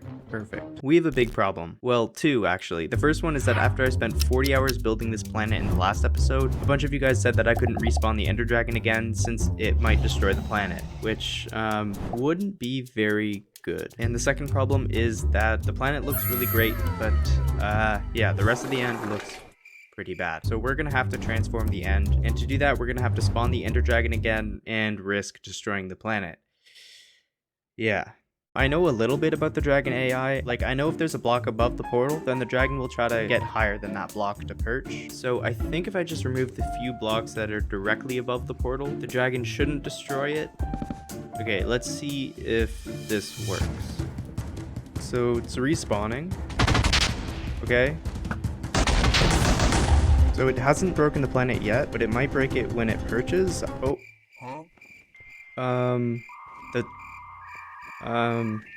So the dragon didn't break the planet. The planet broke the dragon. I'm sorry, dude. This is a little unfair, but there we go. Cool. Well, we know we can still spawn the Ender Dragon, so problem 1 is solved. And now we can start actually transforming the end to try to make it not look so bad. The first thing I'll do is try to get rid of all the bedrock around the portal. I promise at the end of the video this will make more sense, but for now you just kind of have to trust me.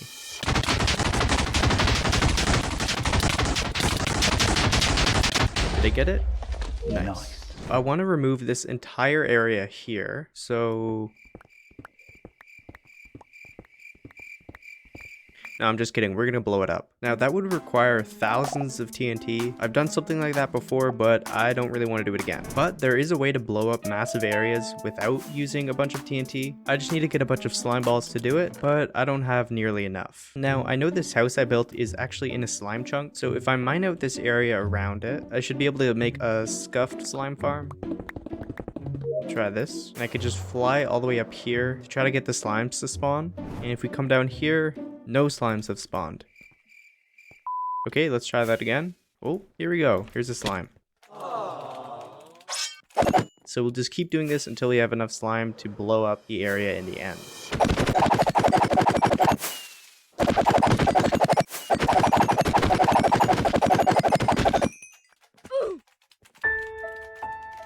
Okay, so we have 51 slime blocks now. That should be enough. Now we got all the materials, so let's start building this.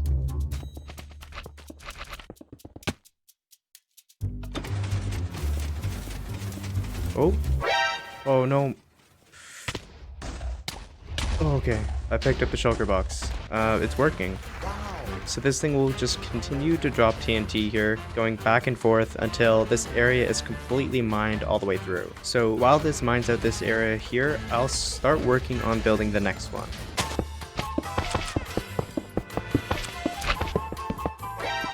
Oh, I didn't... Oh, that's just going.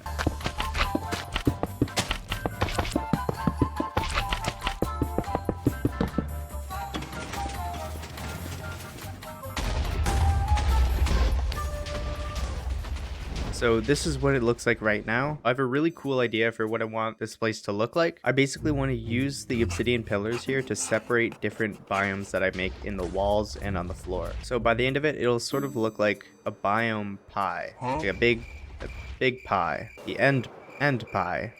That's... yeah. So we first need to get a ton of obsidian. So I'll make a beacon here and hollow out one of the obsidian pillars. What are you looking at? That's right.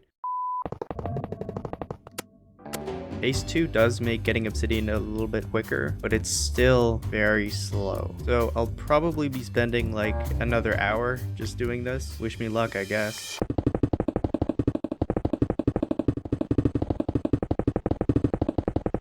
Okay, there we go. So we'll block that back up and pretend like it's completely filled in. And we can use this obsidian to start building the floor.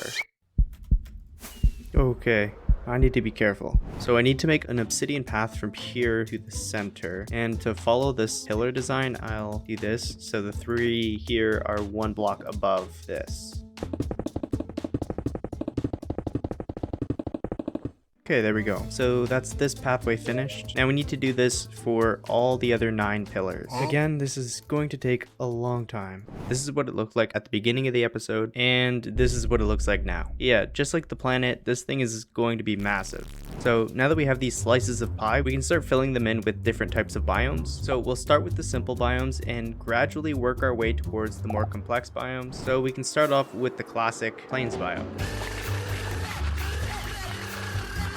What are you doing here, man? Oh god, I didn't know that would kill him. So I guess I'll build the plains biome in this pie wedge, and I'll try to keep it on the same level as this bottom row of obsidian.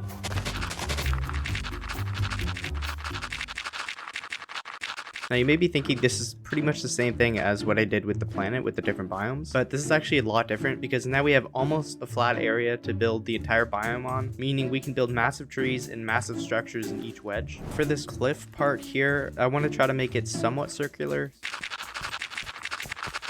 I also want the wall to gradually lean outwards, meaning I will need to manually remove some more end stone. Now there's not much to it, like it's pretty much only dirt. So I'll try adding in some stone to the lower parts. Yeah, that's already looking better just by adding a little bit of stone.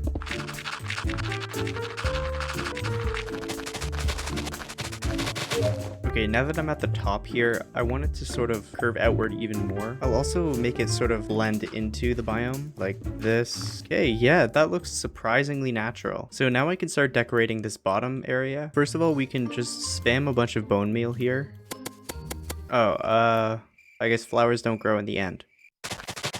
I'll also just build a mini house in here. And I'll put a little pile of hay here. Why not? So there's the plains biome complete. Now the next biome I want to make is actually the end biome. Now I already have a bunch of end stone from clearing out the wall, but I will need a bunch of the end berries. Chorus fruit. Okay, we have 20. That should be plenty. And we can start building the next wedge. I'm sort of doing this the opposite of the way I did this one, so I'm kind of working from the top down, because it is easier to carve out the shape that I want. Okay, I was wrong. It's harder to carve out. Oh, an Enderman stole a piece of dirt. This guy. Can I have that back? Oh, thanks, man. Yeah, appreciate it. We can finish off this biome by adding the chorus flower. Now, I've never used chorus flower before, but from my very limited research online, this should just grow. Hey, look at that. It's growing. Cool. Now we'll start getting into the biomes that are a little bit more difficult to make. I don't want to repeat too many of the biomes I've already made on the planet. So the next biome, I'll actually make it a biome that a lot of you said I forgot to build on the planet. And that is a jungle slash bamboo biome. So I'll yoink a bunch of this dirt and bamboo, and I'll also grab a bunch of leaves. Oh, it's a parrot. I'll also grab a bunch of jungle wood.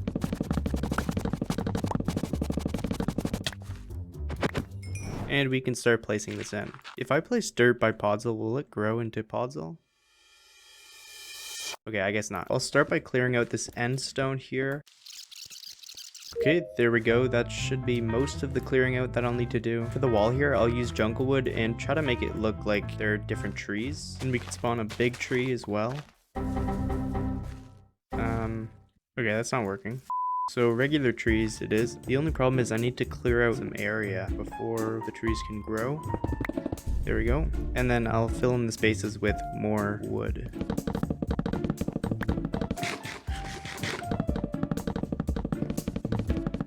There we go. Now I want to add a bunch of trees on the grass here. Big tree here. That looks pretty crazy. And to finish off the biome, I'll put a bunch of bamboo here.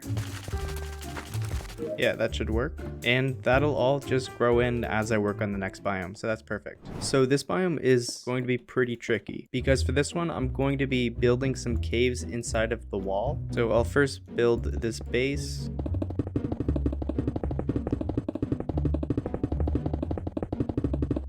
And there we go. Perfect. Now the part that makes this biome difficult is what I want to do in the wall and the ground. So I want to build a mini cave going down and also in the wall. So it should extend downwards like this, and it'll extend this way and then go up.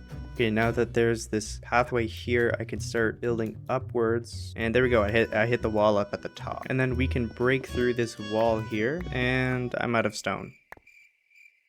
Alright, cool. So now the two holes are connected. So now it's like a real cave biome. So that's cool. Now normally underground there are also some patches of granite, diorite, and andesite. And the final touch will be just sprinkling around some ore. Here's iron ore, coal, what you're gonna get for Christmas if you don't like and subscribe right now. And inside of the cave is where it's deeper, so I'll put some redstone ore and gold ore. So this is the cave biome finished. It looks pretty cool, and there's an actual cave. Now the next biome is interesting because it can connect to this end spawn room. So if I dig all the way through here, it goes right into the pillar. I wasn't expecting that. Oh, what's up, man? So for this one, I wanted to not just be Nether themed, but actually Nether fortress themed. So I'll first build this base of netherrack. So I guess now I'll go to a fortress and try to mine a bunch of those blocks. Where's the fortress? I don't even remember. Oh, whoops. Easy clap. Okay, here we go.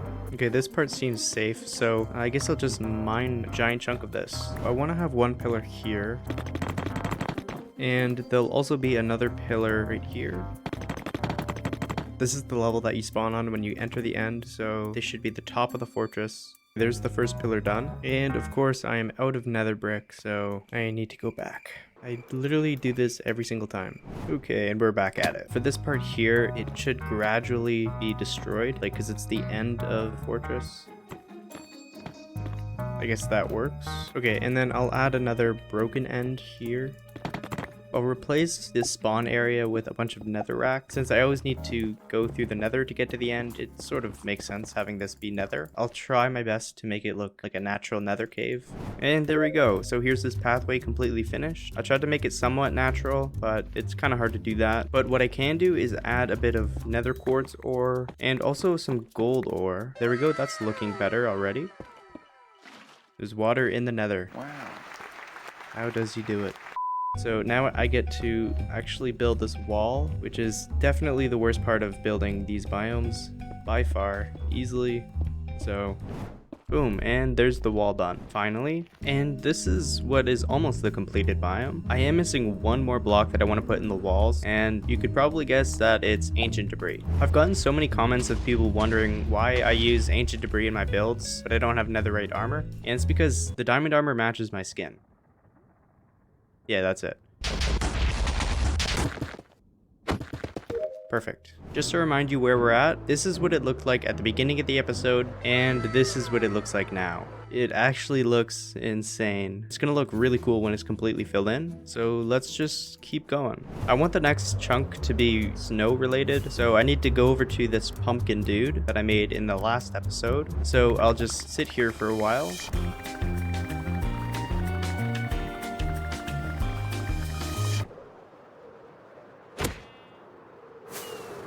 Now before I start placing the snow in, I want to try something here. Mining out this small area here takes like 20 to 30 minutes. I've done that for all the other biomes, and that's by far the worst part of building this. But I found out about a pretty simple TNT duper that hopefully will make this a lot easier for me.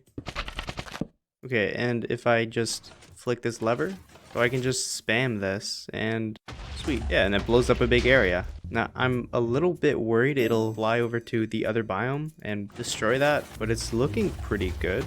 Oh, yeah, one did get launched. Oh no.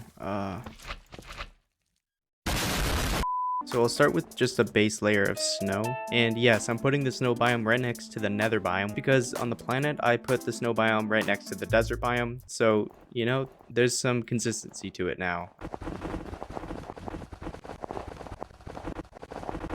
And there we go. The ground here, I want to have a bunch of different igloos. Okay, that works. I definitely didn't just copy the way they naturally spawn in villages. Yeah, leave me alone. I'll just make little chunks of packed ice on the floor.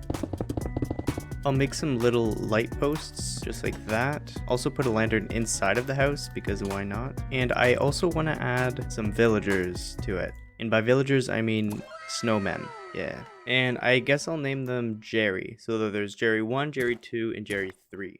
Perfect. Okay, that should do it for this biome. And now we can start working on the next one. Ow. So first things first, I need to actually blow up the wall to make it easier on myself. Oh, I guess some of the TNT blew over here. Luckily, Jerry 1's still trapped in here. Or, wait, is that Jerry 2? Or 3? I don't know. This biome is actually going to be pretty interesting to make because I don't really know how I'm going to build it yet, but I know it'll look cool. So basically what I want to do in that biome is try to make a cool looking mine shaft. And I know I've seen a mine shaft around here somewhere. Oh, okay. I swear I get blown up by a creeper in every episode. I'll grab a bunch of cobwebs.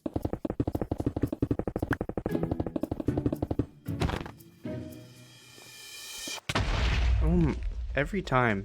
So I want to have part of the mineshaft coming out here, and every once in a while there'll be some fences with oak planks on top like that. So the floor should be all stone, same with the walls, and that should be good. I can also add a minecart with chests. I guess I'll put it right here, and I'll fill it up with the stuff that I got in the real one. We have a mending book as decoration now, so that's cool.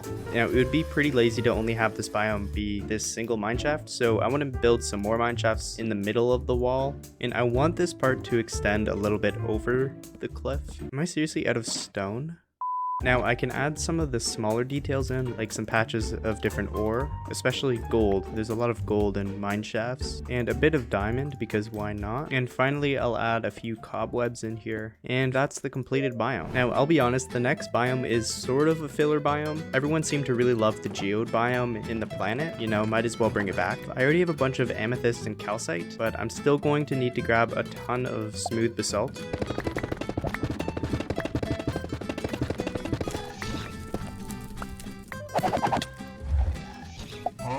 What?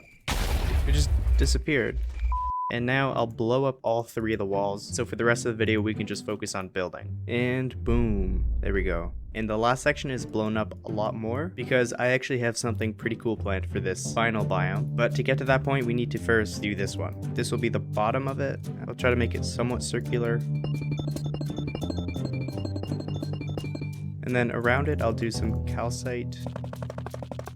And then the rest of the floor will just be regular smooth basalt.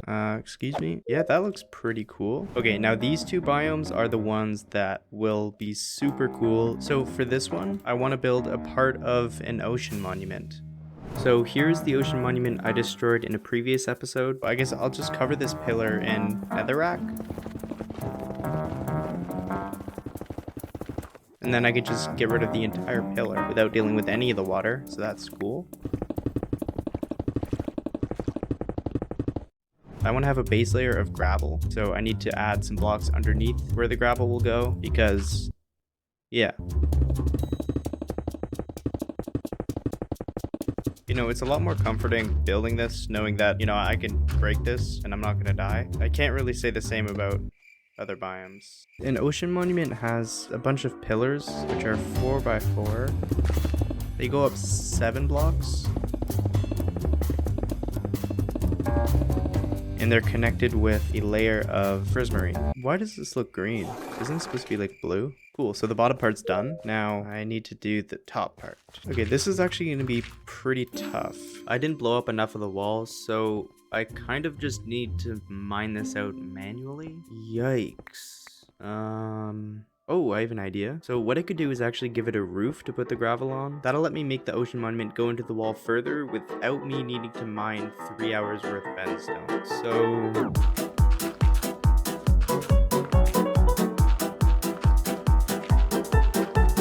actually, instead of using stone, it probably makes more sense to use prismarine.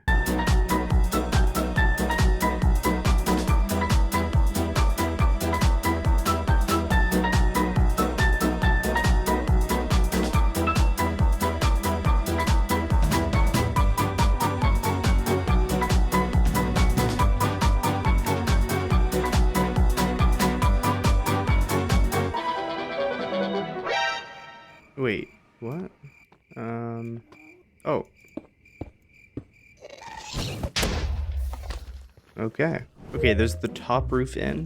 These endermen are starting to steal my gravel. So there's the top part added, so then I can add some more gravel on top of that. It's looking pretty cool now, but there's one final touch we can add. Ever since Wadzee cleared out his ocean monument, everybody has been clearing out theirs. So I feel like it's only fitting to add some wet sponges everywhere. Cool, that biome is finally finished. So, oh wait, no, it's not finished. Now it's finished. Finally, for the last biome, I want it to be like the new 1.18 deep slate caves, which is why it's so big. So we need to get a bunch of deep slate. Oh wait, I forgot the beacon in the end. So the thing that's going to make this biome extra hard to make is the fact that when I place deep slate the normal way, it places it like this, it places it sideways. But in a normal cave, it spawns like this, facing up, which means I can't just build a base layer like I normally do. I have to actually build a bottom. So I'll do something similar to what I did here, and that is add a little roof. I'll need to remove all of this later. Whoa. Huh? Wait, he was just chilling in the water for a second. That's illegal. All right. That's what he gets for breaking the Minecraft law. So now I'll make sure I'm facing down and place a layer of deep slate on this endstone. So if you haven't already, make sure to like the video. You know, I think this is worth it. This is it's a big project. Only if you like it though. If you didn't like it, then dislike it. Okay, I think I've said enough. I'll just go back to building, I guess. Okay, and here's the base for the biome finished. I want to add a mini cave. It won't really lead anywhere, but it'll make it look a little bit more interesting. I also want to add some lava and water, so I'll grab some lava, yoink, and I can put some lava right there. I'll also add some water right here, and I'll just let that flow down. And now this actually looks like the new 1.18 deep slate biome, so that is perfect. We just need to add some final touches. Nice. And the beacon goes right here. Boom, boom, boom. Oh yeah, that is looking super cool. Yeah, that looks crazy. I don't know how I'm gonna be able to top this for the next episode. Yeah, I'm just glad I'm finished. So I was admiring my last build when... Wait, why is it called an end island? Doesn't there need to be water for it to be an island? This is not right. This is absolutely not right. I'm gonna fix this. I'm gonna build a better end island. I'm gonna need a ton of end stone though. Oh, right. We dug out a giant hole in the last one. Wow, that's convenient.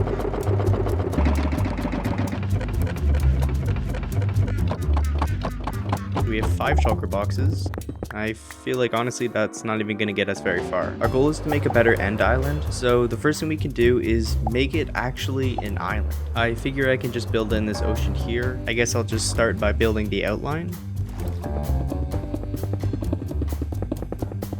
Now I don't want it to be perfectly symmetrical, so I'll kind of make it not perfectly symmetrical. Yes, that is a good sentence. Good job. So I'm at the other side of this, and you can barely see where I started. Okay, well, we're sort of off course here, but that kind of works because it makes it less circular. So that, you know, we'll take it. We'll call it intentional. Nobody has to know. As long as I don't put this part in the video.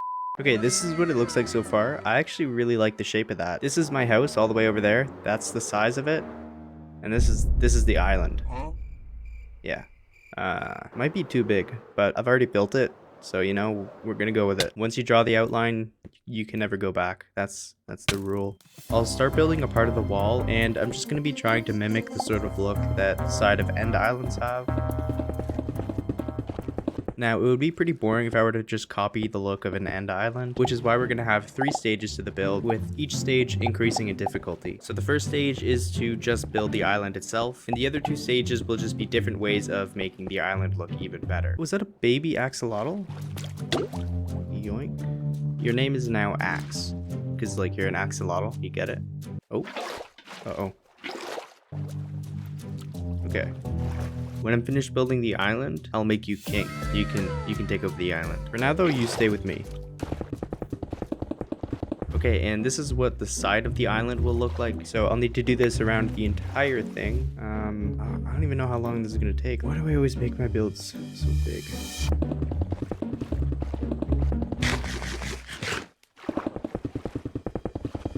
And there we go. So now the entire area around the island is filled in. That took a long time. It's looking pretty cool so far, but I do want to continue this look going up a little bit so it's kind of sticking out of the water, but have it start to curve in a little bit more, just like that. So I'll need to do that all the way around.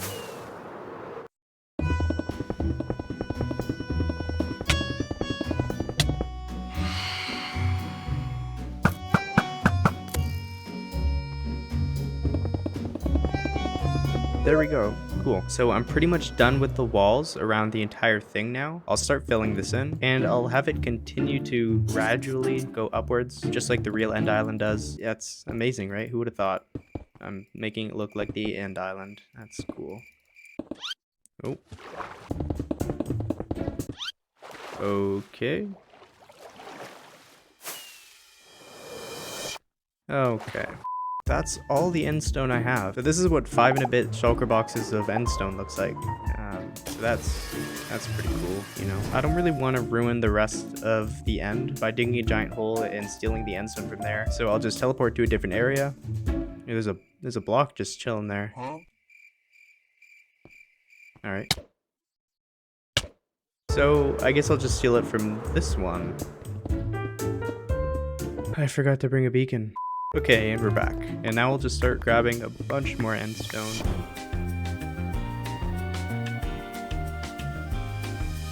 And there we go. I mined all of this out by hand. Yeah, hopefully it'll be enough to finish building the island. Oh.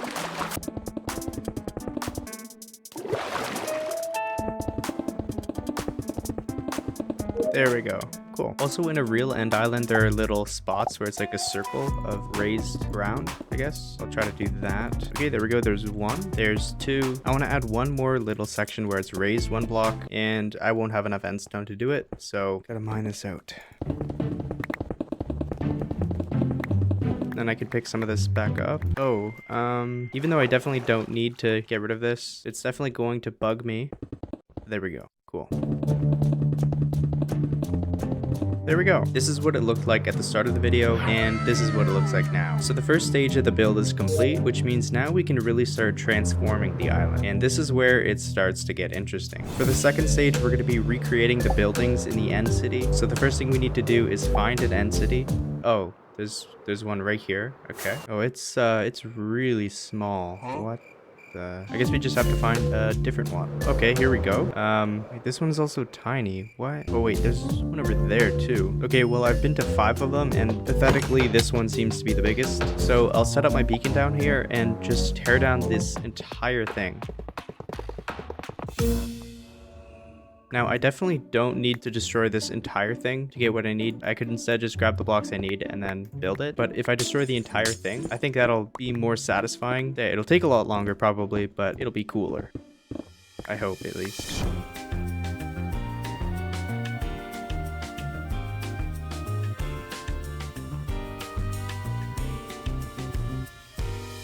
And there we go. Finally, the entire end city is completely gone now. All that's left is the end ship, which I'll be getting rid of later on. So I guess I'll just start by building the bottom base somewhere in the center. So I guess right here. Ow. And for now, I'm pretty much just going to be copying what the actual end city looks like. Honestly, the end cities do look pretty cool on their own. I'll be making some changes to it, but not a ton. One change I will make though is making this bottom have entrances on all 4 sides instead of just one side. And I'll also add some slabs here. Wait, what? Oh, dolphins were trapped in here. I should probably let them out, but that would take a little bit of work. So I'll just leave them in there. I can't use the normal staircase that's in this tower because I have 4 entrances now. So I guess I'll just have sort of a scuffed staircase where I do it like this, kind of floating there, which, you know, it works because it's in the end. So then we have some windows like here, and then they put some end rods on the corners. I'm honestly convinced the developers just added the end rods so that they could just walk backwards while building this and not have to worry about falling off. That's gotta be it.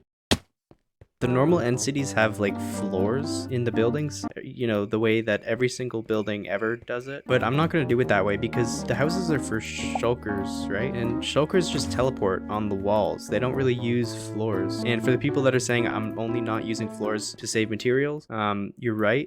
Mojang's end city bottom part has only 3 layers. So I'm going to make mine have 4 layers. So, you know, I'll be able to say that mine is better than theirs. And finally, I can add a roof on this.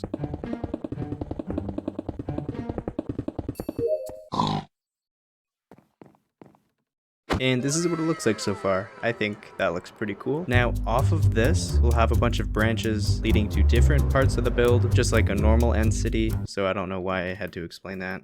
Now, Mojang makes their center pillars 3 blocks wide. To, again, one-up them, instead of doing a 3x3, we're going to do 4x4. Because that means it's better, right?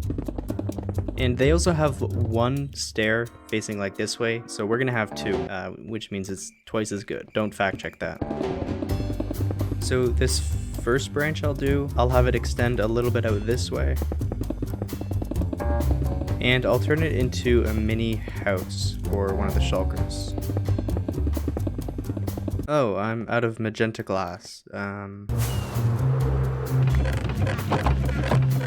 There we go. Finally, we can add the end rods, and there we go. So there's 1 branch of the end city done. For the next branch, I'll make it extend further. I'll have it extend right up over here. I'm sorry, buddy, but I gotta steal your water for a second, and then do this. Come on. Okay, and for this building here, I'll make it like the first 2 layers of this main building. Oh, that's interesting. Okay. They can't swim, right? So they're actually stuck on the island. Will they despawn? I guess we'll find out. And then we'll add another layer.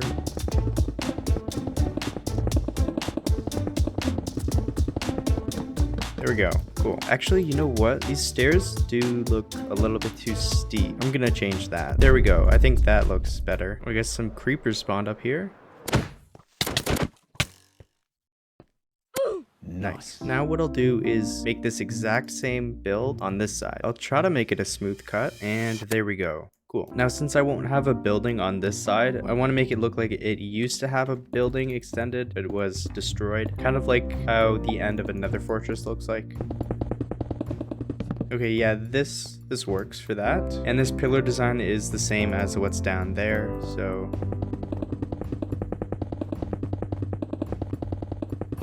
And then there's a little house on top of here. And then some banners.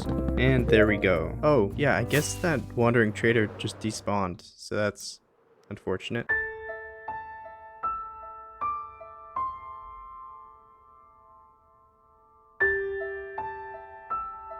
So we've designed all the different types of houses for the Ant City, but we can still add more to this. So we can add this pillar off of here and then have more bridges coming off of that and so on. But all those designs are the same as just what we have here. So there's no point showing me building them. So I'll do another one of those jump cuts and boom, there we go. That's looking pretty nice so far. I want to add some floating islands around the place. So I might as well grab the end stone from the floating islands that are already in the end. That makes sense. There we go, we've hollowed out the floating end island. Can I make this pearl? Oh, sweet, let's go. Easy clap. So I'll take some scaffolding.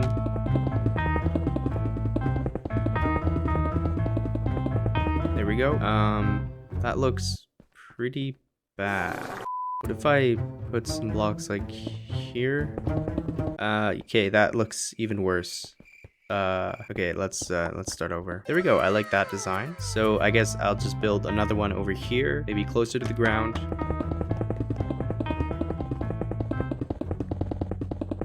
There we go, there's that one, and I guess I'll just keep building them. I also want to add some houses on top of some of them, and for the design, it'll pretty much just be the same as the design I used in the End City.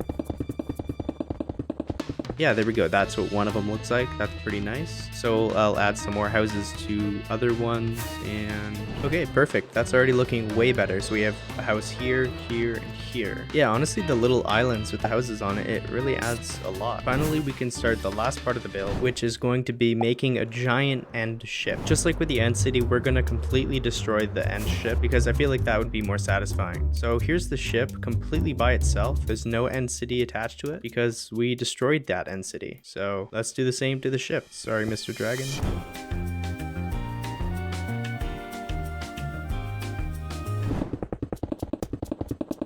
And finally, the last block of the End City and End Ship. That was a lot of very pointlessly spent time. It's really weird to think there was literally a giant city and a ship right here. Now it's just gone. Kind of like how when you click the subscribe button, it removes all the red.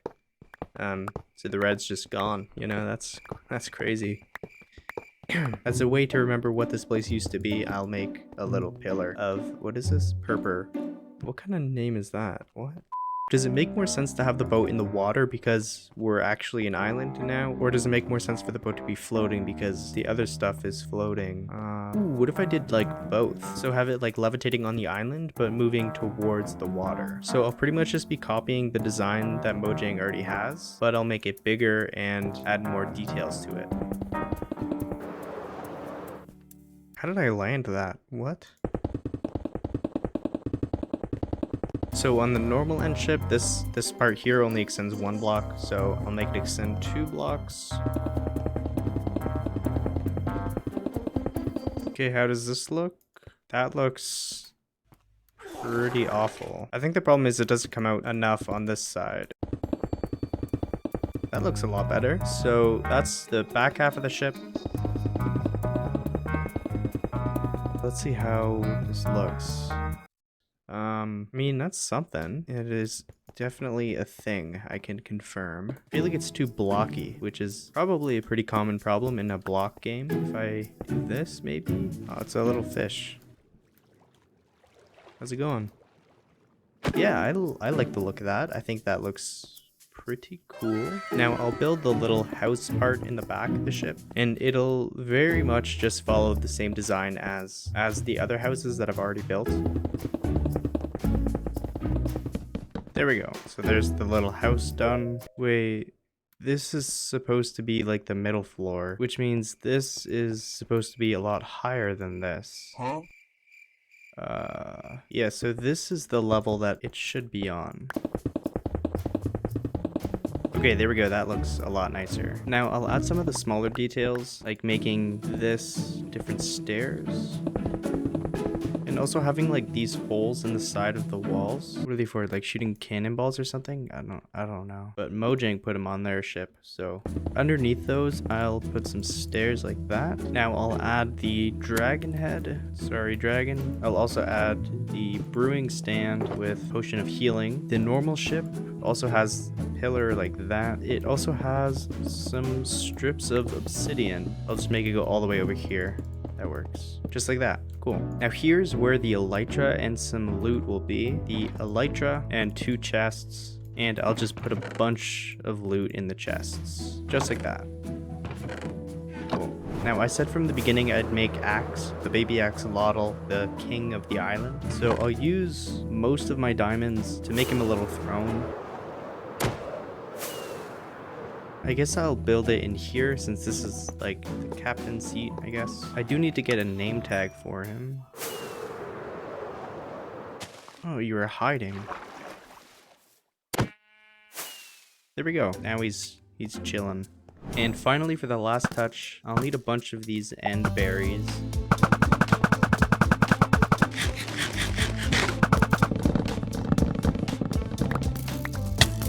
And I'll just sort of put a bunch of them all over the place.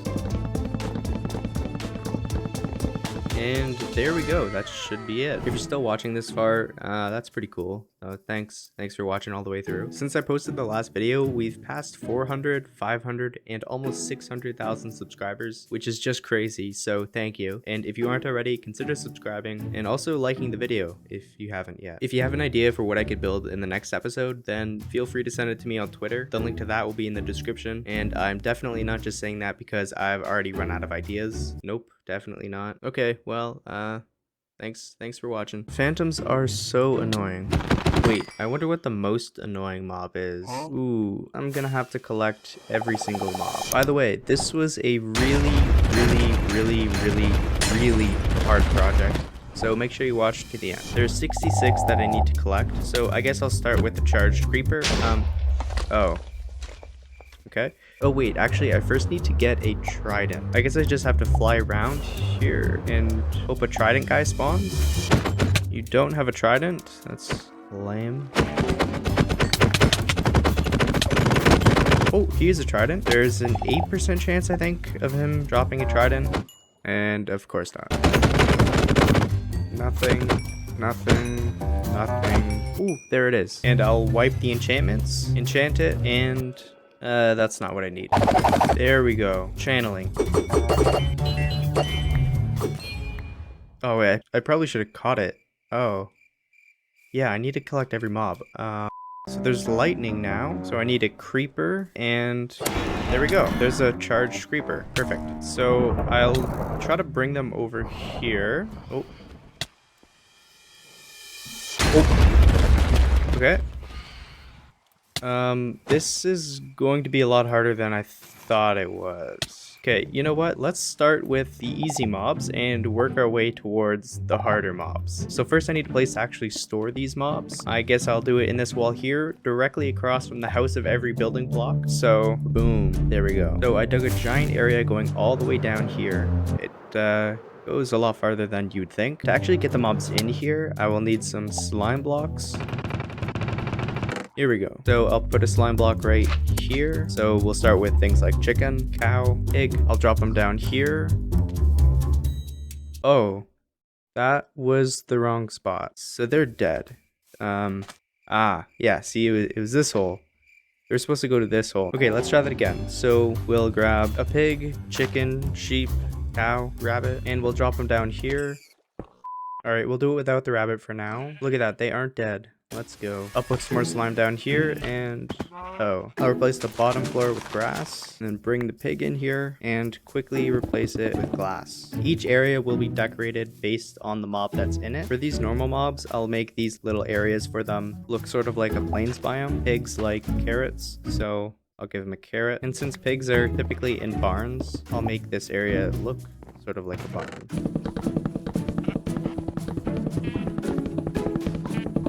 Just like that. And I'll do the same thing for the other mobs.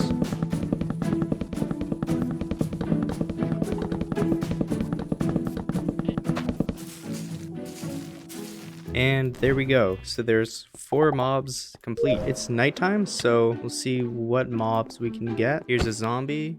There we go. And I'll try to make him look like he's in a cave with some gold, iron, coal, and copper. And that should be good. And there you go. We have a zombie. Ow. Now I'll get rid of these torches so that other mobs can spawn. Oh, I see a spider. And the spider can go right in here. You just walked in there. Okay, that works. For the spider's biome, I want to have some cobwebs all over the place, so I need to find a mine shaft. Okay, here we go. So I'll do the same thing I did with the zombie and put some ores around the place, and then I'll throw in a few spider webs. That should work. Oh wait, can I grab the bat? How do I trap this bat? I need him to just like chill for a second. Did I get it? Oh, I did. I can hear him. Okay, so he's in there. Some creepers spawned as well. I need a plan. I'll run past him. That didn't work. That went very poorly. But we do have a bat. Hopefully he hasn't despawned yet. He despawned. This is a lot harder than I thought it would be. We can bring a slime back.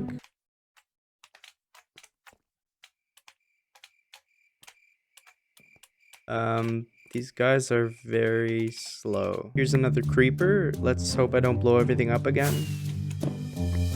Oh, okay, there we go. Perfect. Now we can finish the slime. There we go. I want to make his box sort of look like a creeper. To do that, I'll need sand, cactus, and I'll also need to kill some squids. And that should be everything we need. I'll also put some eyes in the walls like that. Please don't blow up. And that is the creeper done. Now we also trapped the skeleton over here. For the floor, I think snow blocks would look the best because it's like pure white. And then for the walls, maybe bone blocks. And there we go. That's good for the skeleton biome. Here's an enderman. There we go. I'm just going to be making his area a completely black box. Drop him down. Ouch. And I'll name him Enderman. We've done a bunch of the easy mobs, so now we can actually start getting into the more difficult ones. So I'll start by going to a jungle. This also means I need to build a rail to the jungle. And to test the rail, I will steal this horse. Oh, and the horse is on its way. That is not how you ride a minecart, but besides that, the rail is pretty good. Here's a parrot. Nice. Oh, here's a panda. Huh? Oh, okay, you know what? This actually works perfect because kill him, and then when I get back to the base, a raid will start. Here we go. So all of these will be mobs I need to collect, but I do need to kill them all first.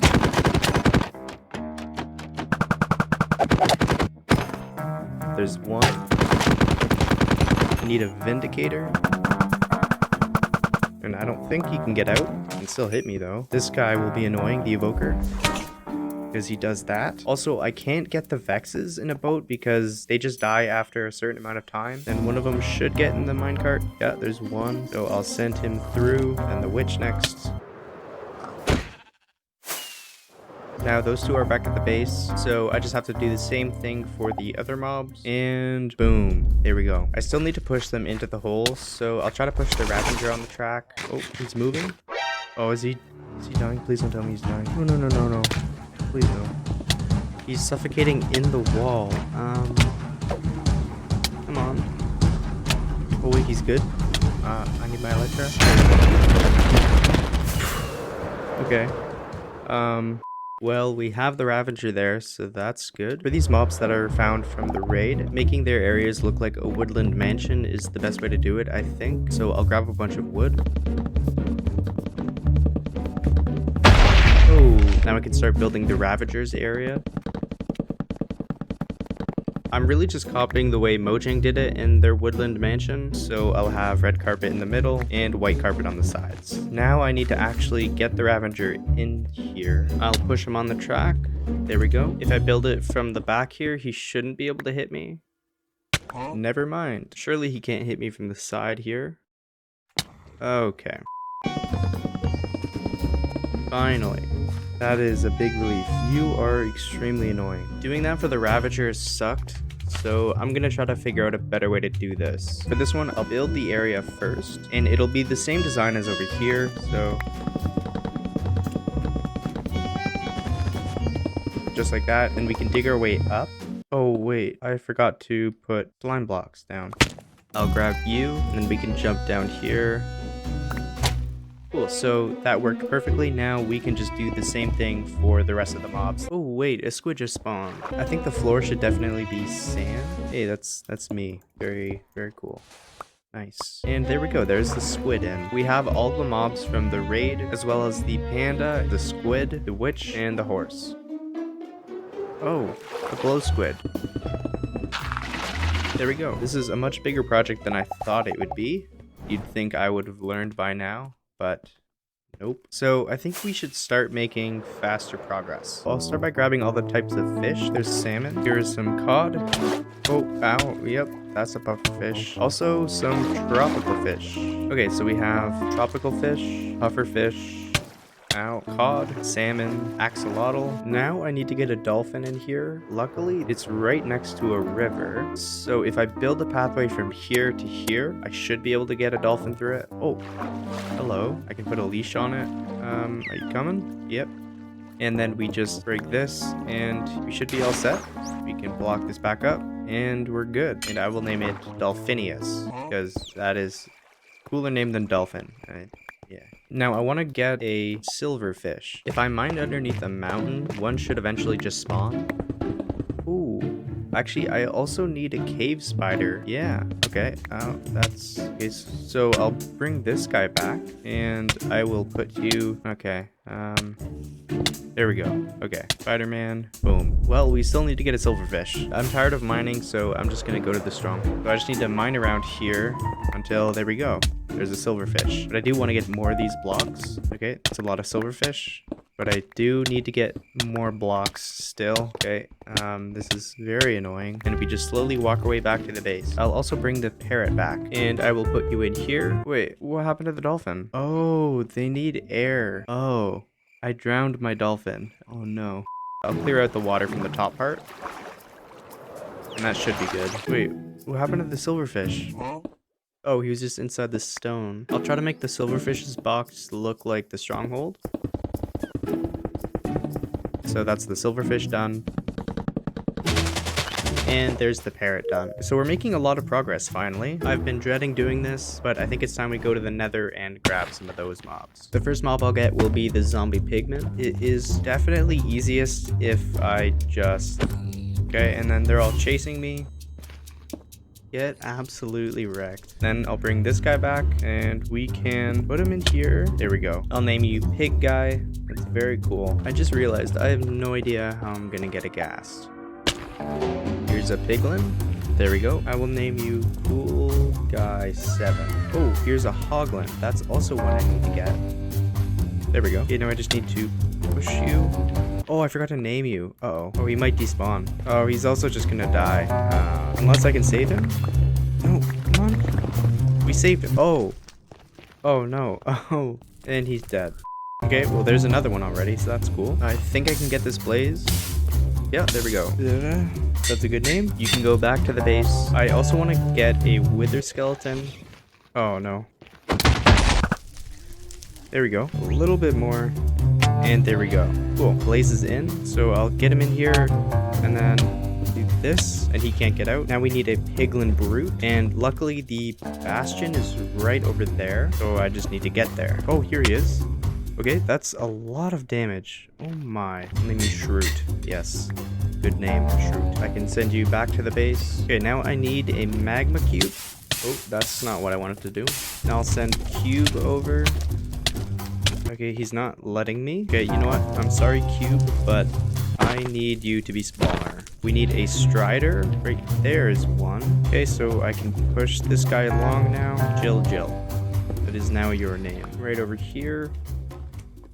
There you go. So for the piglin, I can just do a standard Nether wasteland look. Just like that. For the wither, I'll make it Nether fortress themed. Oh, I was trying to mine this block. DS is 2. Okay. DS 3. And finally, you are trapped. I'll do the same thing for the blaze. A basalt biome for the magma cube. Now we have a little lava pool for Chill Jill. Come in here, please. And you're trapped in there. Some mobs like piglins and hoglins will turn into different mobs in the overworld. So I need a place for them to stay in the Nether. Now I need to actually get the brute in here without dying. Okay, let's see if I can do this.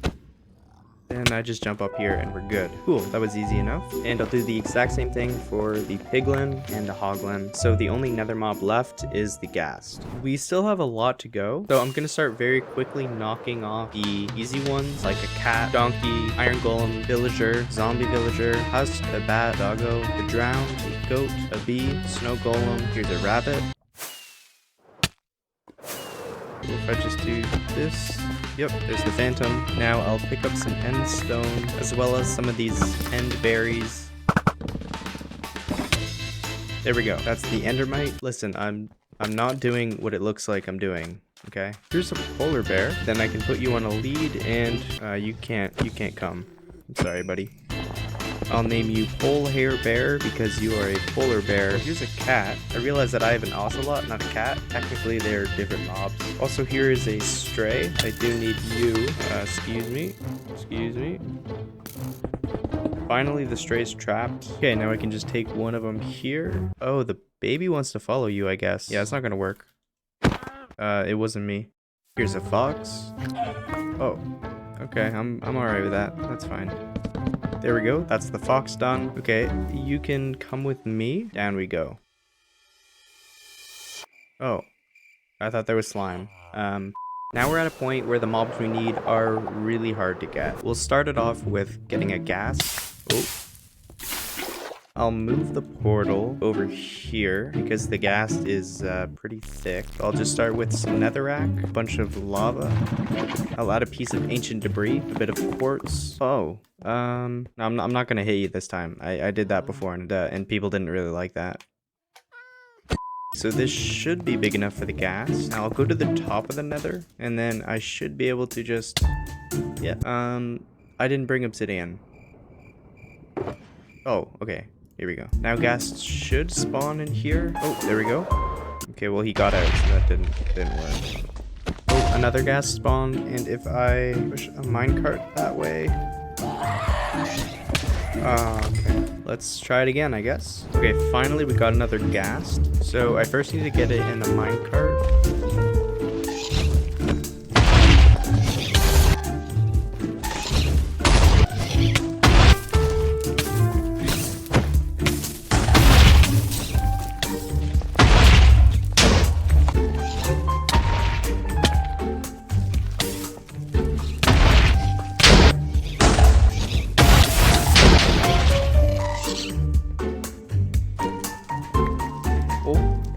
We did it. Now to get him through the portal, I think if I'd placed lava here like that. Oh, let's see. Yeah, he's here. Okay, that took way too long to do. We're gonna need a ton of blocks because we are going to be going to the end and getting a shulker. The closest end city to me is over here. Here it is. I really hope I didn't kill all the shulkers. I think I did. I think I actually killed every single shulker in here. Oh. Wait, no. I heard something. Yeah, he's right here. Okay. Oh, there we go. So he's in the boat. Oh, that was cool. Okay. So I just have to build a bridge going all the way from here to the planet. I don't want you to despawn, so I will name you Box, because you are a box. And I can just start bridging all the way across. Okay. Sometimes the blocks are just invisible, I guess. Then we can ride back in the boat. Huh? Oh. Okay, let's try that again. Oh, wait. He takes damage to his own thing. That's not good at all. So he's probably gonna die if I just bring him in the boat. So I'm gonna grab some rails. I push the cart there, it should pick him up. Yep, perfect. And this last one should send him through to the overworld. Oh, Oh, that's not good. Can I hit this? Oh, that worked. Let's see if he's actually in here. Oh, there he is. He's just chilling there. Now we just need to make a rail from him to the box where he's gonna live in. Okay, let's see. Yep, and he's still alive. That is very good. Okay, let's hop down here. Ow. We did it. Now box is in his box forever. Ooh, that is a thunderstorm. I need to do this quickly. So I need a creeper. There we go. And I can turn him into a charged creeper, just like that. Hopefully he doesn't blow up. Now I also need a skeleton horse. Does it work like this?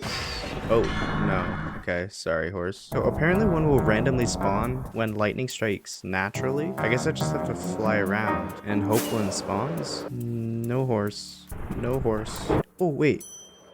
Oh. No, that's a skeleton and a horse, not a skeleton horse. That is unfortunate. Oh, here we go. Okay. Wow. That's a lot of them. Well, I guess I only need one. So, okay. That was, it was really hard to find one of you. Next up, I'll do both the Guardian and the Elder Guardian. Here is an ocean monument. So first, I'll build a portal, and I'll see where I am in the Nether. Oh, I got mining fatigue. That was annoying. I think I've been here. Yeah, I already have a track right here. That's really convenient. First of all, I'll make the area for the Elder Guardian to stay in. And to do that, I'm gonna need some prismarine blocks. Oh, I could use another totem of undying. Oh, what was that? What? Alright, and that's the end of the raid. And I'll leave some room so that I can create a portal. Wait, what? Why am I up here? I need to be under the bedrock, so this portal can't be here. So I think all I need to do to fix it is pull a dream. So I'll light the TNT here. Okay, perfect. And then when I go back to the Nether, it should spawn a new portal. Oh. That's not what I wanted to do.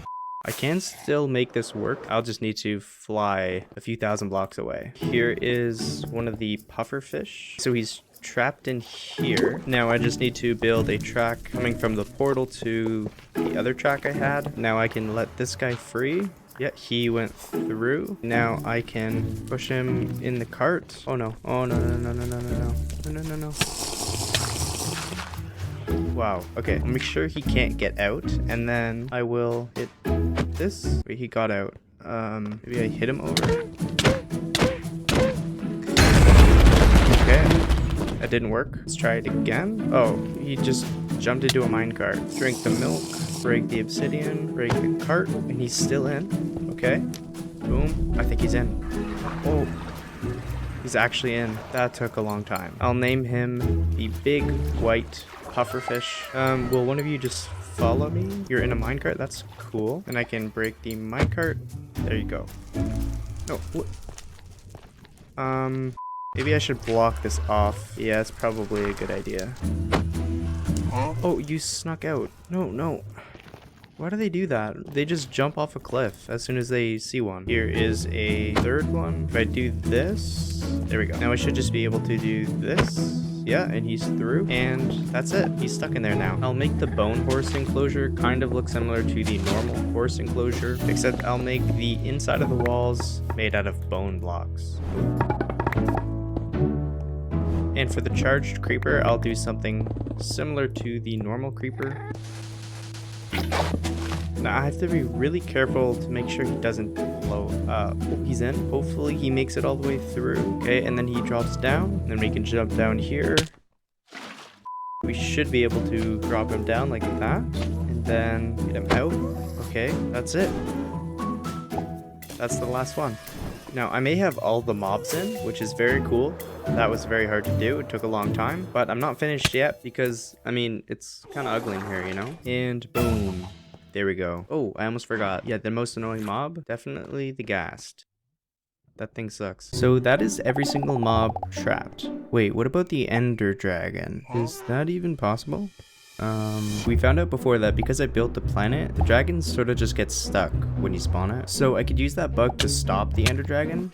Then I could build a massive ring of biomes around the dragon, which will be chained to the cage, making it trapped. I want to use these teleporters as a part of the build. So to get them all to spawn, I need to kill the dragon 17 times. To respawn the dragons 17 times, I'm going to need 68 gas tiers, and I have 2 gas tiers. Okay, I think the best way to get the gas is to use this spawning platform at the top of the nether. I should make it a bit bigger though. Oh, here a gas spawned. Okay, and since he's trapped here, I can actually just use my looting sword and get 0 gas tiers. Here's another ghast. Here we go. Okay, we got 2 gas tiers. Oh, ow. So we just need to do that until we have 68. There we go, finally. And I'm also gonna need some blaze rods.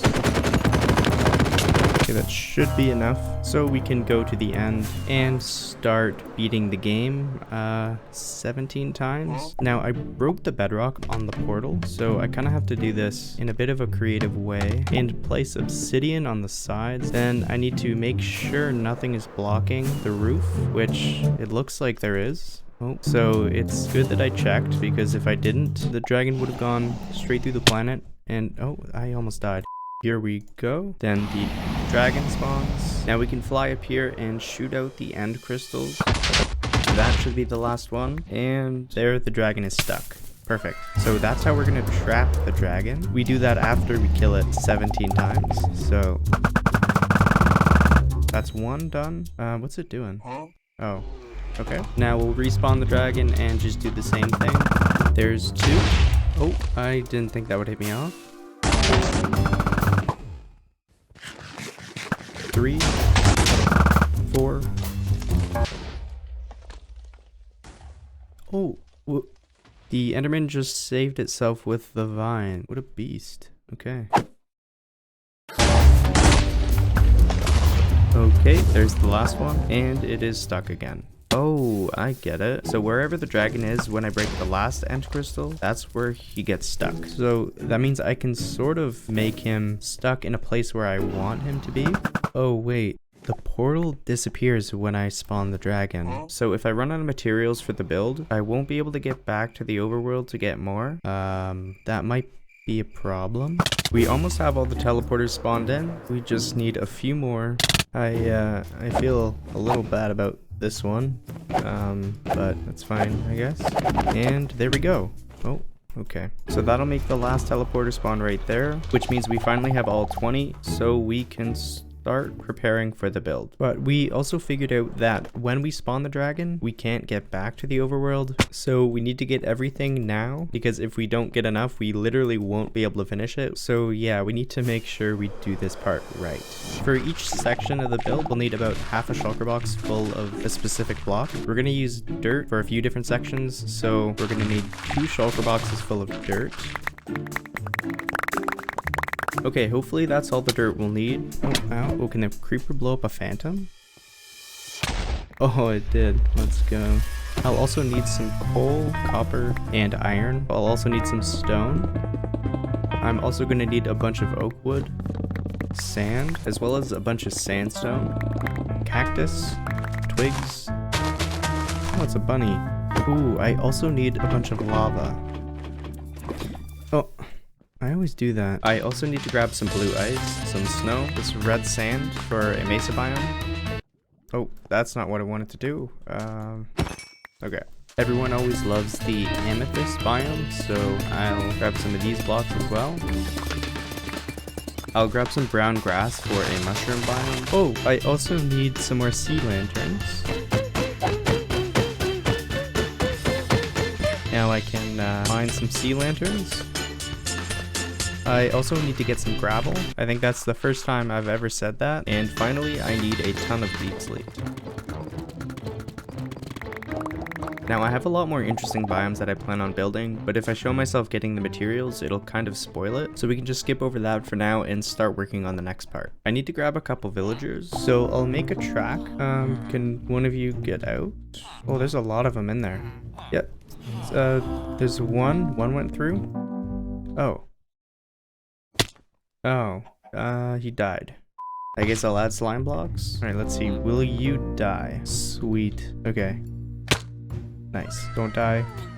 Perfect. Now you can go to the Nether. It's a bit of a bumpy ride, but he's fine. And then I'll push him to the end. Oh, don't fall in the lava, please. Don't go back to the Nether. Okay, hopefully this will work. Oh. Oh. Okay, let's try this again. There we go. And he's right here. That was annoying. You can just stay here. Oh, sorry. I didn't mean to hit you. Okay. Okay, and then you can drop down. There you go. And you're stuck here. Perfect. And finally, I'm gonna need as much iron as I can grab. If I find out later that I didn't have enough iron, I'm kind of going to just be screwed. So we got all the materials, and finally we can spawn the Ender Dragon. And I need to time it so he gets stuck when he's right in the middle.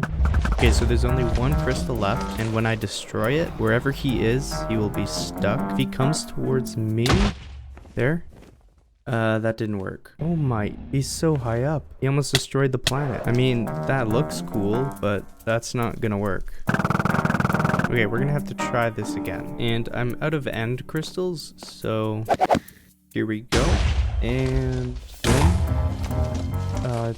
Didn't work. Well, he's stuck in here now. Okay, maybe third time will be the charm. Okay, is he coming towards me? Right there? No, he's perching again. Okay. This is a lot harder than I thought it would be. Well, he perched again, but what if I get him to chase me to the middle? Wait, is that it? Is he in the middle? This is as close as we're gonna get to having him in the middle, so that's good. I've now killed the Ender Dragon 38 times, but finally we can actually start the build. Right now the dragon's stuck, but to make it look like it's trapped, we'll need to build a cage for the dragon, as well as a giant ring of biomes, which will eventually be chained to... which will eventually be chained to the dragon's cage, which will make it actually look like the dragon's trapped. Hopefully. To start off, I'm just doing the classic plains biome, and for the areas around the pillars, I think it'll look cool if we have obsidian spikes going down, you know? I think I'll go down 9 blocks, and we'll start it very thin at the bottom, and then build around it. That looks better, I think. Yeah, I also think we could add some crying obsidian to it. I only have 47, which means I can do 2 pieces per pillar. I probably should have brought more, but I can't get more now because to get back, I would need to kill the dragon. For the biome, I think I'll go 4 blocks down and I'll just connect it to the pillars, and then I'll just build around it and then do it one more time, but this time make it with dirt. Okay, that looks a lot better. I can also add some coal, iron, a little bit of gold near the bottom, and a couple diamonds as well. Okay, yeah, that looks pretty cool, but I kind of want to make the pillars connected to the main part. For the top, I want all of it to be grass, so I kind of have to just wait here. While we wait for that, we can just put some flowers around, a couple trees. Boom, boom. Oh, wait, trees can spawn with the beehives. I didn't even know that. That's perfect. Okay. What would also be pretty cool is if I were to build a little house on there. Okay, there's the house. We can't really have a house without having someone living in it. This is why we grabbed these villagers. I'll quickly build a villager breeder. Oh, wait, does that mean I'm out of wool now?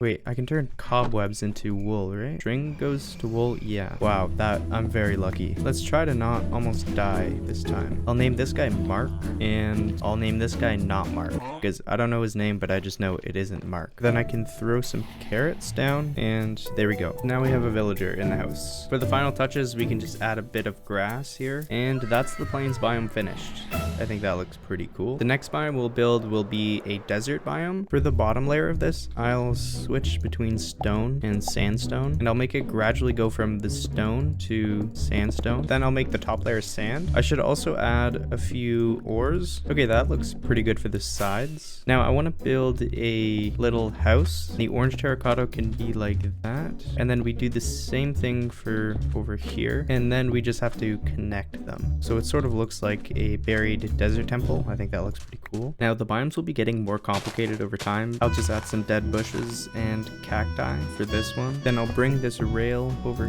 here, put the villager in. So there's the desert biome complete. The biome here will be a snow biome. Oh, I didn't mean to do that. Okay.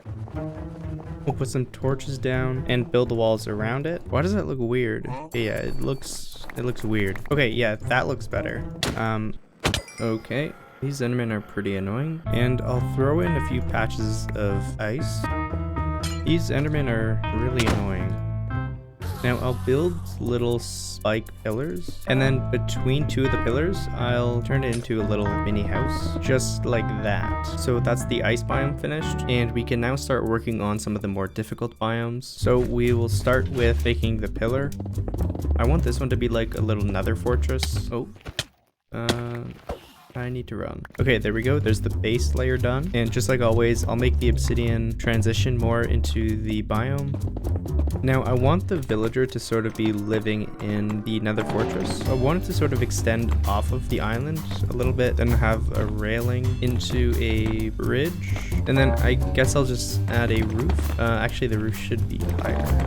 There we go. That's better. I also want to have a mini lava pool. If I catch the lava, and then I'll just make it sort of look like it's a part of the nether. And I'll put some magma cubes. Okay, that looks pretty cool for the bottom. And I kind of want to have like a little floating glowstone blob. And finally, we can add some gold and a couple pieces of ancient debris. Okay, yeah, I like that. Oh, I could also just set some things on fire. So all we need is a villager, and there we go. He's trapped in there now. Thankfully, the dragon is still stuck, so we can keep going with the next one. As always, I'll start with building the pillar. Oh, I am out of obsidian. Well, I guess I'll just build a beacon here. And there's haste. There we go. And we can mine into one of these pillars, and after we mine it out, we just pretend like it isn't hollow.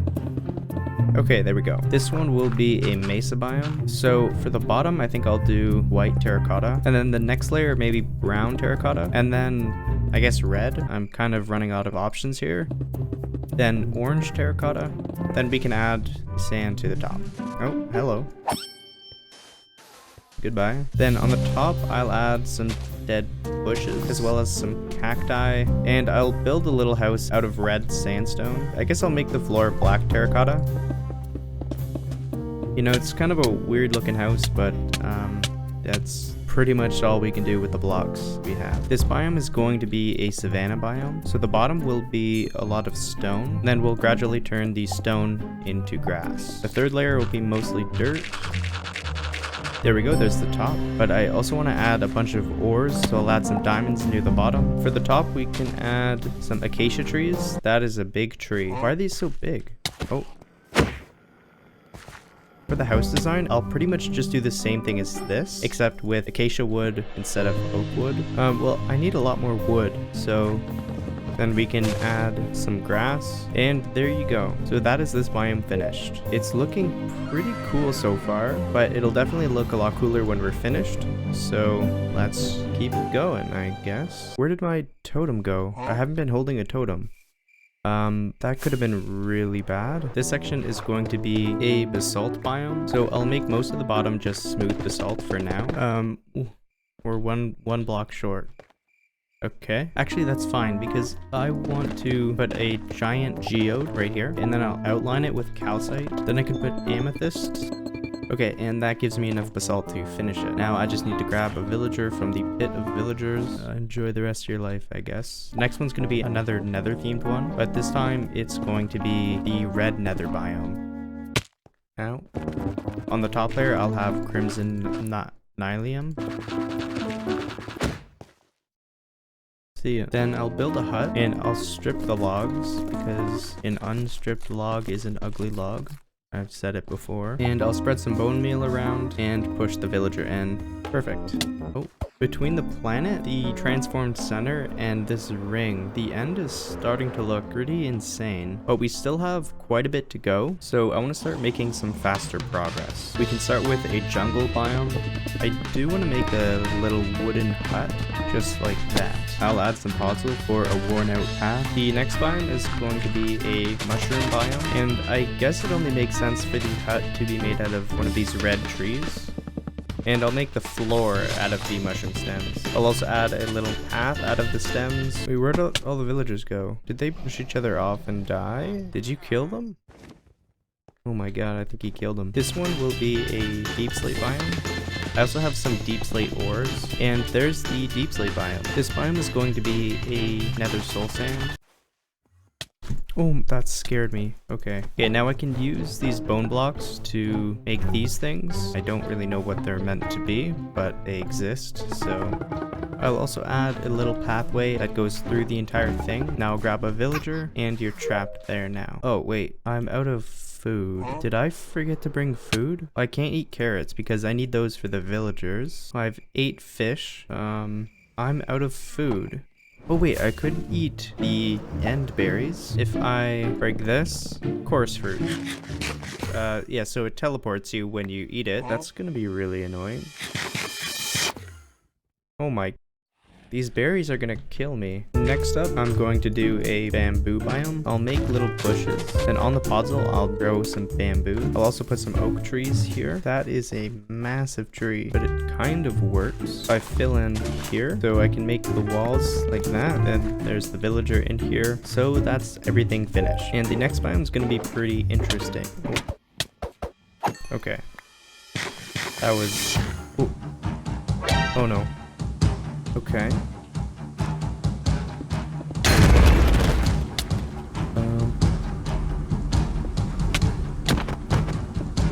Please, please. Okay, I wish I could eat, but if I eat, I'll teleport out here and die. That was really close. Now, I'm gonna need a bunch of glass for this one, because this one will basically just be a giant fishbowl. Now, I'll start putting the water and fish in. I'll also put a few sea lanterns in here, and that's it. There isn't really anywhere for the villager to stay, so I think I'm just going to drop him down in there and leave him there. Will he drown? I guess we'll find out. Oh yeah, he's definitely drowning. This one's gonna be really similar to the red nether one I did, but blue.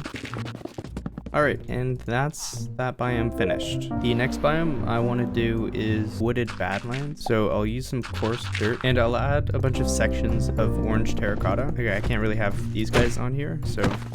Oh, I forgot they could teleport. I want to make a big lava pool here inside of the biome, and then I'll just put a bunch of lava here. And I could do something similar to what I did with the nether, surround the lava with some terracotta and stone, and I'll build a little house out of the terracotta. I hope this doesn't catch on fire from the lava. Oh no. I guess I'll just cut off this part. Okay, and that shouldn't catch on fire. Hopefully. Okay, and that's this biome finished. Now we only have 4 more to go. I'm going to need to grab my beacon, because for this one I'm going to be making an end biome. So I'll need to grab some of these blocks. This is a tiny end city. Okay. So we can start with a layer of end stone. I also want to add little chunks of end stone bricks, and I'll also make it sort of like a pathway. And for the house, I'll start with some pillars, and I'll use the end stone bricks as the walls with some of the magenta glass. And on top of that, I'll just build another layer.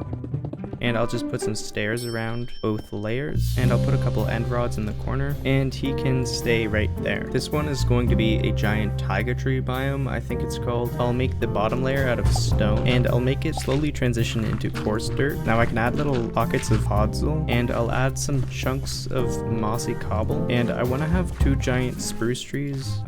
I guess I should have made patches of coarse dirt instead of podzol. And with these 2 trees, I want to build a giant tree house. So I'll build a staircase going up this tree, and I'll just bridge across to the other tree. I'll also build a roof. I can also add some lanterns and some barrels, I guess. A path of carpets. That is all the wool I have, so that's gonna have to do. And there we go, that's that biome finished. We only have 2 biomes left to go. Okay. For this one, I want to build a mine shaft. I'll use stone for the bottom, and I want to build like a massive mountain going over it. I guess I'll try to outline the tunnel first, then maybe go in from there, then a layer on the top. So, oh, okay. Now I need to make sure the top part is a bunch of grass. Right in the middle, I'll make a wooden pillar, and I could add some lanterns as well as a track just going through the middle. Now I can grab a villager. Oh, there's only one villager left. That's perfect. So I'll push this guy in here. So that is that biome finished. So we only have one more biome to go. For this one, I plan on using blocks from every other biome in the build. I guess I'll just have to go block by block and try to keep the blocks I use somewhat random. Okay, yeah, this is gonna take a long time.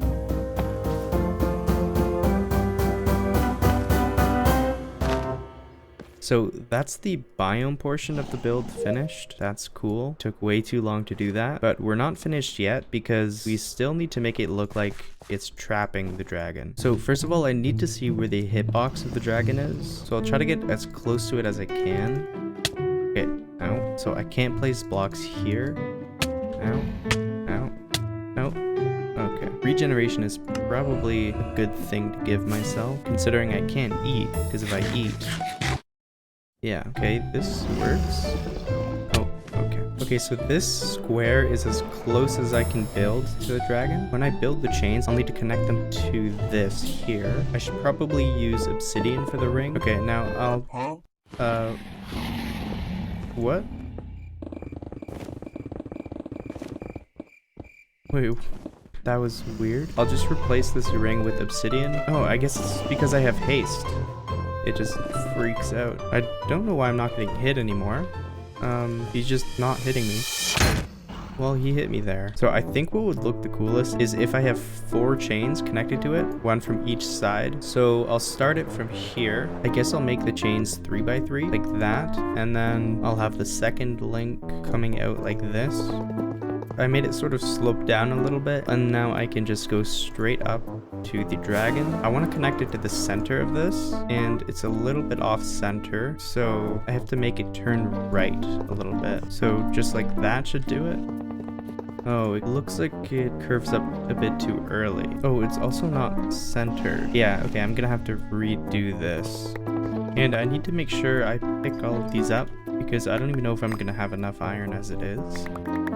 Okay, now let's take a look. Yeah, that looks pretty cool. It looks really natural. So I'll need to do the same design coming from this pillar here. So I guess I will just go ahead and start building. By the way, we actually hit 1 million subscribers, which is pretty insane. Thank you to everyone who's subscribed. And to celebrate, we came out with 1 million subscriber merch. You can get it at sandiction.store, and it'll only be available for 7 days after this video gets uploaded. So yeah, thanks again, and back to the video. Okay, that looks pretty awesome. Now the last thing I need to do is just build a cage for him. To start, I'll replace the obsidian with iron bars. Now I'll build the corners out of obsidian. That's probably high enough. Oh wait, actually that's not high enough. I can't place blocks here. Can I pick this up? The game is weird when the dragon's like this. And I'll also extend the cage down below. There we go. Oh. Now to make it look like a cage, I'll put some iron bars at the top and the bottom. Okay. Okay. There we go. There's the top of that one. If I use blocks, can he still hit me? Oh yeah, he can. Okay, maybe if I go from underneath. Oh, there we go. Now I need to get on top of it, and I'll connect the links from the top. Please don't hit me. Okay, then this side. Okay. Now all I need to do is just clean up some stuff. Well, I don't need you guys anymore. So yeah. Oh wait, that was my last totem. I kind of regret doing that now. And there we go. That looks pretty insane. So that's the dragon trapped, but the problem is I can't get back to the overworld without killing it. So,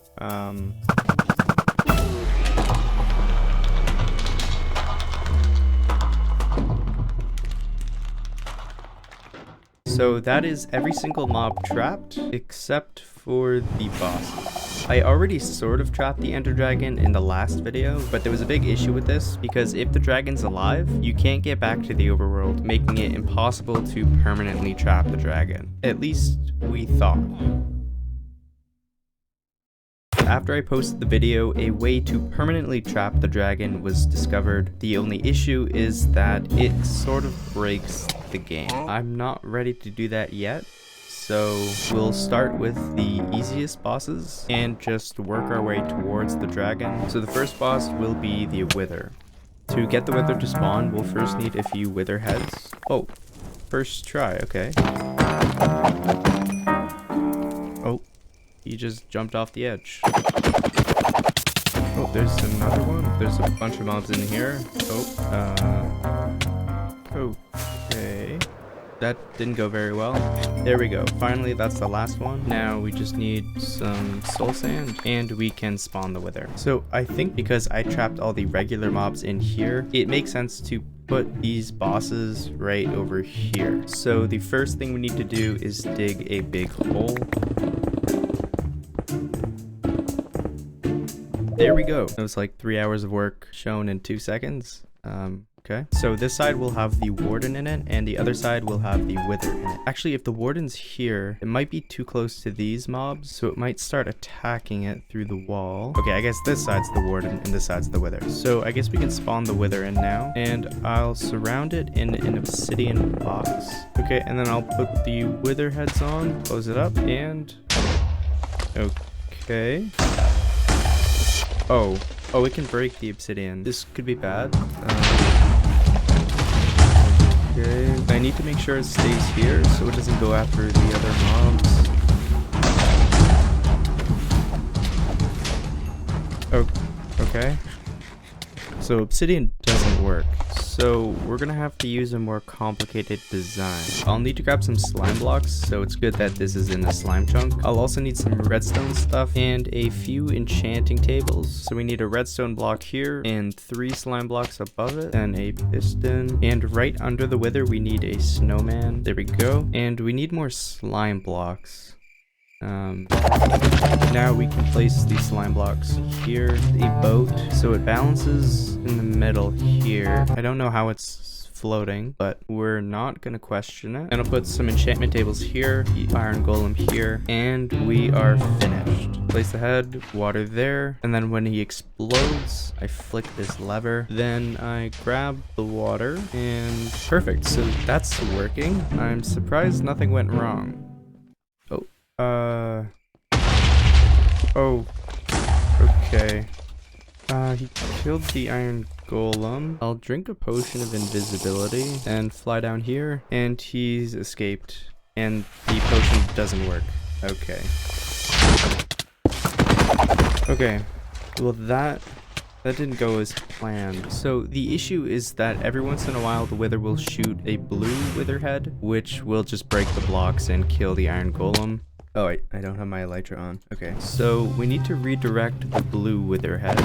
And Recrap came up with a really good idea to use soul sand and water to redirect the skulls. So we'll use the same design as before and just add in the water, and it looks like it's working. So the heads are flying up, but the main guy's mad at me. I'm gonna see if I can fix that. Okay, if I go back down now. Okay, it looks like it's working. Now this explosion sound is already getting pretty annoying, so I'm gonna dig a tunnel so the explosion happens way over here outside of the area. That's so cool, it just flies down there. Wait, can I lead a mob here? We'll bring this guy over here and he gets hit by the wither. Now he's going after the wither. Yeah, that didn't work. Now if we go back here, we can't even hear the explosions. Okay, well that's the wither trapped. Now the problem is it doesn't really look like it's trapped. So I'll outline a circle and we can turn this into an arch here. So it looks like that. Then we can just build up these walls, and I'm out of nether brick. I'll also make a little platform here to make it look like there's an entrance. And for the area around this nether brick, we can just have normal netherrack. And there we go. Now I'll just add some details like some gold, quartz, polished blackstone bricks, and some nether brick fences. And now I have to do the ceiling. This is gonna take a long time. Okay, that's the roof done. That took way too long to do. Now for the second floor, I'll just have a roof like this. On these side circles, I'll just have a wall of these nether brick fences, and I'll do the same for the other side. Oh.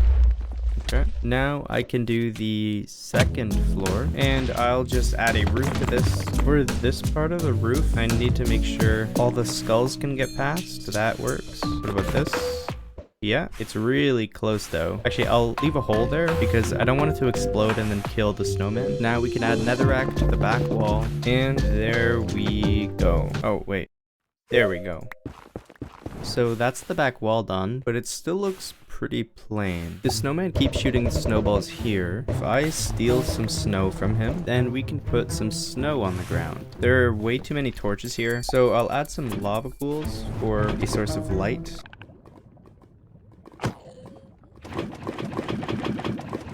Oh, now we can fill this up. And there we go. Wait, will the skulls go through lava? I'll try putting lava here, and oh, it actually works. Now if we look at it from over here, it hides the massive tunnel back there, so that is perfect.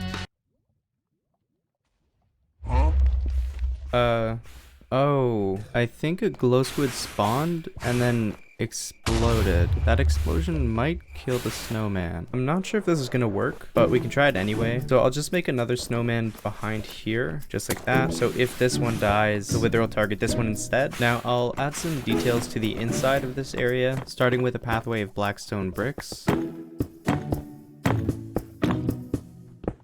I'll add a bunch of redstone lamps to the ground. And I'll add one final touch at the top here. Now, it'll just be a little hut out of deep slate bricks. I can't add a backside because the heads might hit it, so I'll have to just leave it open like this. And I can add some bricks there, then I'll just add some slabs on the top and some fences in the front, just like that. So now if we head over here, that doesn't look very good. What if we had like a rim of nether bricks? It's kind of annoying having the wither here while building this. Then I'll just add a roof of nether brick slabs, and yeah, I like that.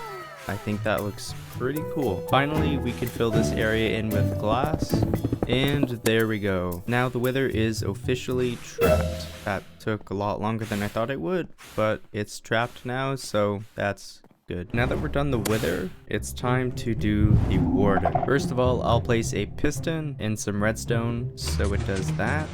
That's gonna make sense after I get the warden here. Now I need to find an ancient city. This cave looks new. Jeez, yeah, okay. Looks like everywhere's a dead end. Oh, there's another one here.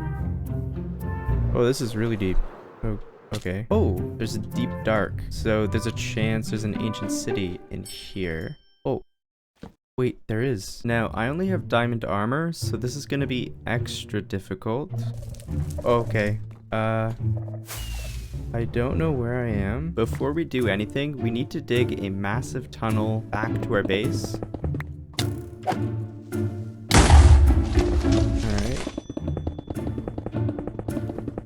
And finally, here we are. Now we can just go and grab the warden. Oh. This is gonna be really hard. We can drink the night vision.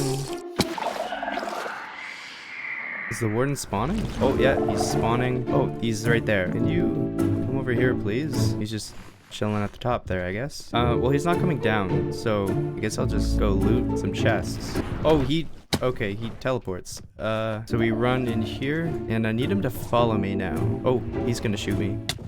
Okay, ow. So if I sneak, then I should be able to mine the block. Oh, no. Yeah, what if I just tank it? Okay, now I block him off, and we moved him. Moved him like 20 blocks. And we need to move him 5,000 blocks. Come on, Mr. Warden. Okay, yeah, so he's really fast. This is actually going pretty well. And while I'm running from the warden, I thought it would be a good time to announce that we got a plushie. It'll only be available for the next 2 weeks, so if you're interested in getting it, okay, wait, hold on. If you're interested in getting it, you can find it at sandiction.store. Again, it'll only be available for 2 weeks. Okay, 20 minutes of running later, and we're back at the base. Now, hopefully it takes the piston.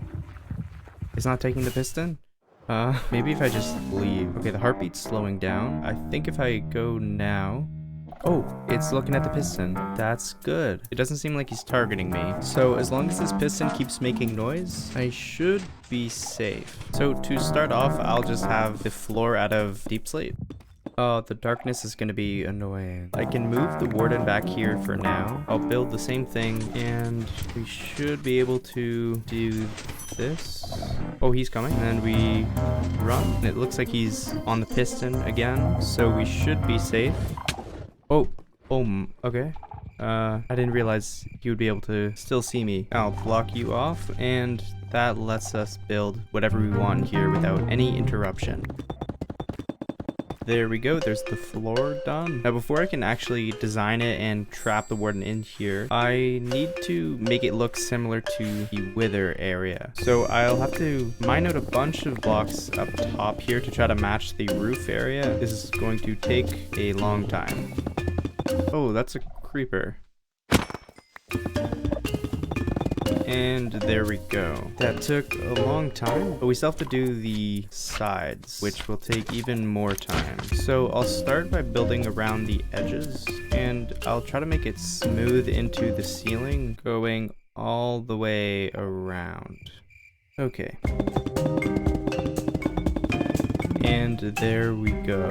I want to make this look like an improved version of the ancient cities, so I'll build 2 pillars and put some chiseled deep slate in the corners and polished deep slate with some more chiseled deep slate on the top of that, and then the normal pillar on top of this. I can also add some iron bars in here, and that looks pretty cool so far. Now I'll do the exact same thing to this pillar here, and there we go, that's the second one. Now for the middle, we'll make a path. It'll extend out here. I'll extend it by 2 blocks with wool. Then I'll add some pillars, a little wall in the middle, another layer of wool on top of this. Now I want to connect these pillars to this, and for that path I think dark oak makes the most sense.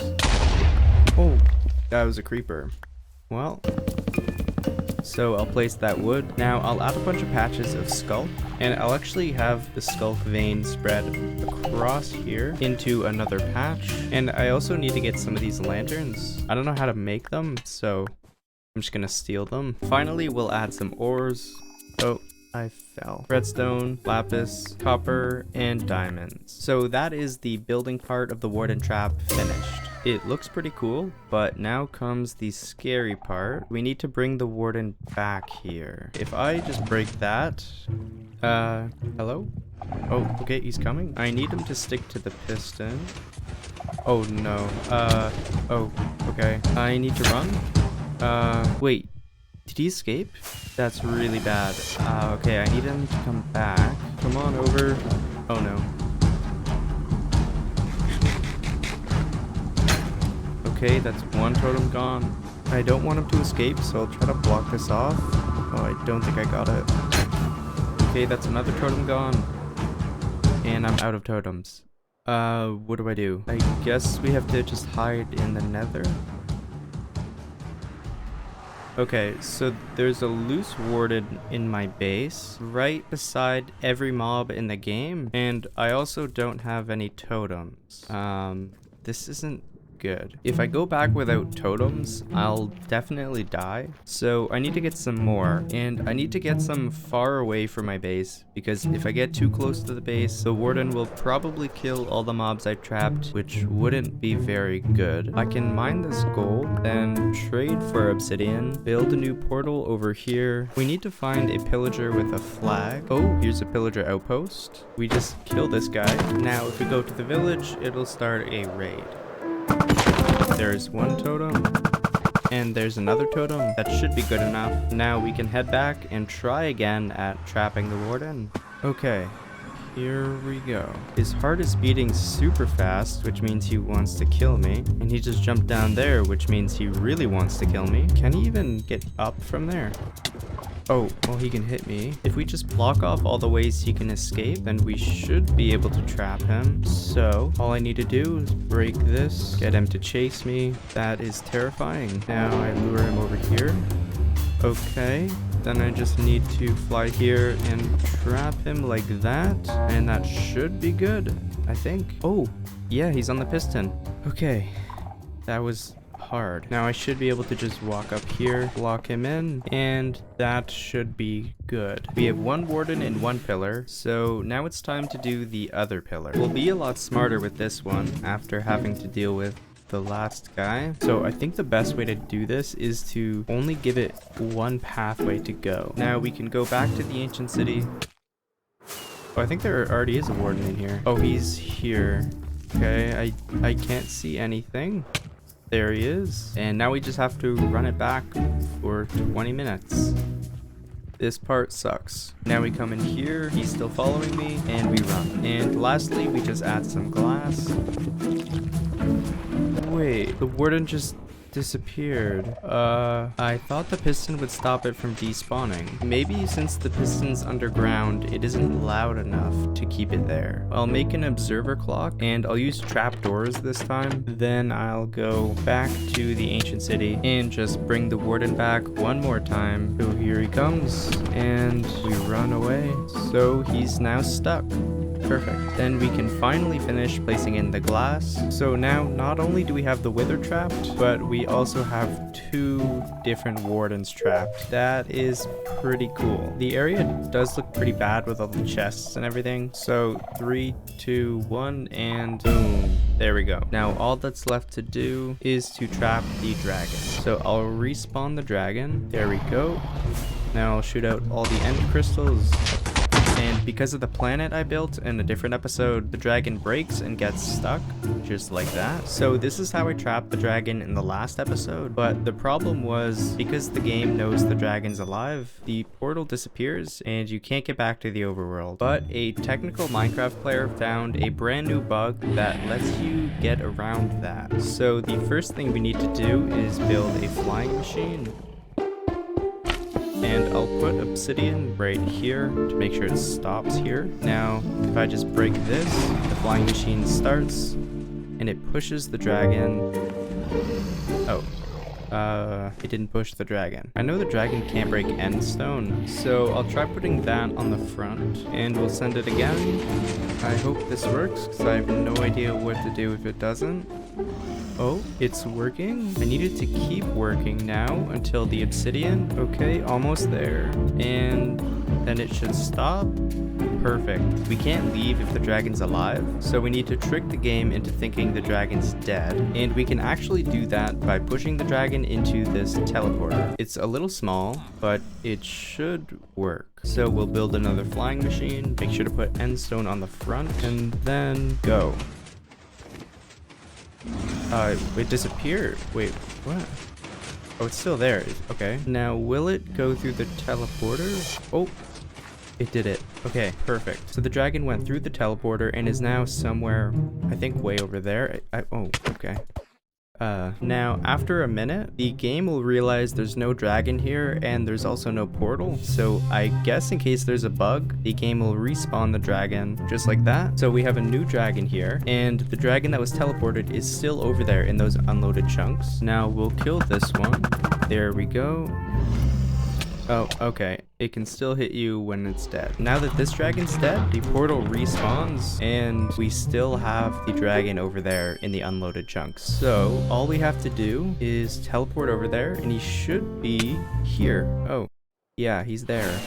The health bar is gone, so I'm assuming that means the game now treats it like any other mob, meaning I guess we can do anything we want with it. What happens if I push you into the dragon? Okay, come over here, and then he goes flying. It's like a cannon. The dragon being here on its own is pretty cool, but kind of useless. But what we can do is unload the chunks. Now if we come back, the dragon is free. And for some reason, it just tries to fly back to the base. So we can just fly with him. Okay, here we are. And here's the dragon. Where is it going? Oh, I had a beacon down there. Oh, it just broke my beacon. Okay. And it's destroying everything. I spent so much time doing that. Okay, well, it's flying back up now, so that's good. And since we had to unload the chunks in order to get him to be freed, I'm assuming we have to unload the chunks to get him stuck again. So when he's in a good spot, I'll go back to the overworld, and he is stuck. Perfect. Okay, so now we have a pet dragon and the portal is still there, which means we can trap it, but I kind of want to see what happens if I spawn another one. So we have 2 dragons running around now.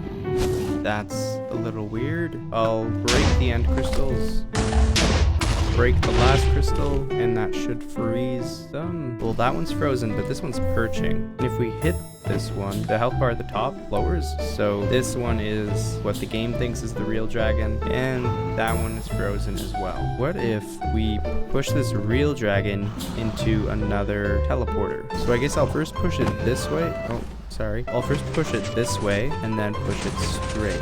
And it should just teleport straight through. It's not. Oh, okay, it worked. Now, if we just wait here, a new one should spawn. Ow. Well, it's been a couple minutes, but no dragon has spawned. Wait. Oh, this dragon lowers the health bar, so the game thinks this is the real dragon and won't spawn another. What if I put this dragon in the teleporter? So I need to lower it, then I'll push it to the side. Oh wait, it's stuck now. I can't push obsidian with the flying machine, so I guess we have to restart. Okay, let's try spawning another dragon. Now it's stuck, and we'll send it through a different teleporter. So we have 2 dragons now, and since I trapped 1 wither and 2 wardens, I feel like it just makes sense to trap 3 dragons. So we'll do this one more time. We'll push this one, and it stops right about here, and we'll send it that way. Please work. It didn't work. Maybe if we send it up a little bit again, and it doesn't work. Now, what if we teleport there anyway and go back? Oh, wait, it just flew into it itself. So there should be a dragon spawning right up here in just a second. There it is, perfect. We'll kill this one to spawn the portal back, and boom. That hopefully is the last time we need to kill the dragon. So now I need to actually grab the dragons. This is where it gets tricky. Here's the first one. It should just fly back automatically. Yep, there we go. Now we just have to watch as it destroys a lot of what we built in the other videos. Then we'll go to the overworld and then back to the end, and there we go, it's frozen. Perfect. So that's 1 dragon back. We'll go through this one now. Okay, here we go. The other dragon's still there, so that is good. And this one is now stuck. So we just have 1 more dragon left to get through this portal. They always just fling you as soon as you go in. Now we have 3 dragons at the same time. That's kind of weird to look at. And we'll wait a little bit longer and go in. That was almost really bad. The one dragon flung the other one up at the very last second. That was a little scary, because if they hit each other the right way, they just go flying. Let's see. And perfect.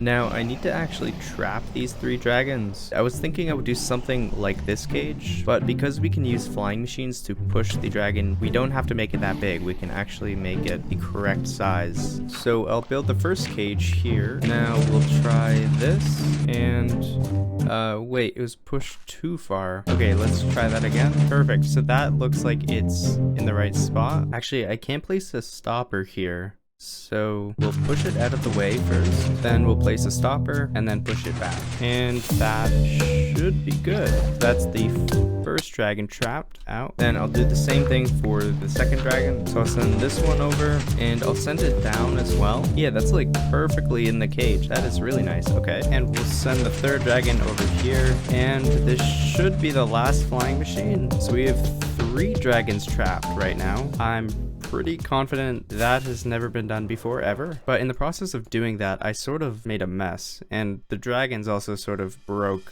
everything.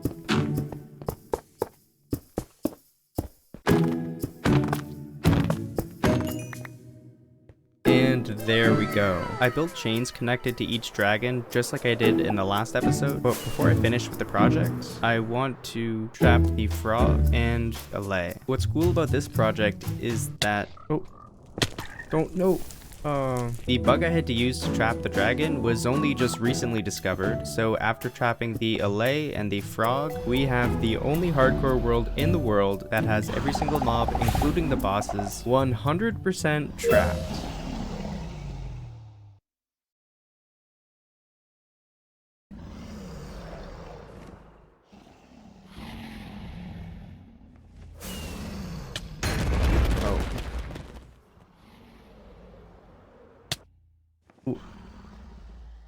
Oh my god. I was just flying around trying to figure out what the next video should be, and I tried to fly through the dragon's cage, but I missed. And I didn't take any knockback when I got hit by the dragon, and as I flew down, I died before I even hit the wall. So I think because I didn't take knockback, the game just miscalculated where I was. So that's how it happened. I'm pretty sure it was a bug, but I don't really know. And that is the end of the movie. I hope you enjoyed it. I actually spent a lot of time re-editing the early episodes to try to make it more watchable because I had no idea what I was doing at the time. But also, if you just skip to this point, that's fine too. Now, as I mentioned in the intro, I would explain the reason why I probably won't be making more videos on this channel. Really, all it is just I have been getting tired of Minecraft and making the hardcore videos. I kind of just would rather spend my time doing things outside of Minecraft. But what I've been doing in the meantime has been another YouTube channel actually, and nobody knows the name of the channel, and that's how it's gonna stay.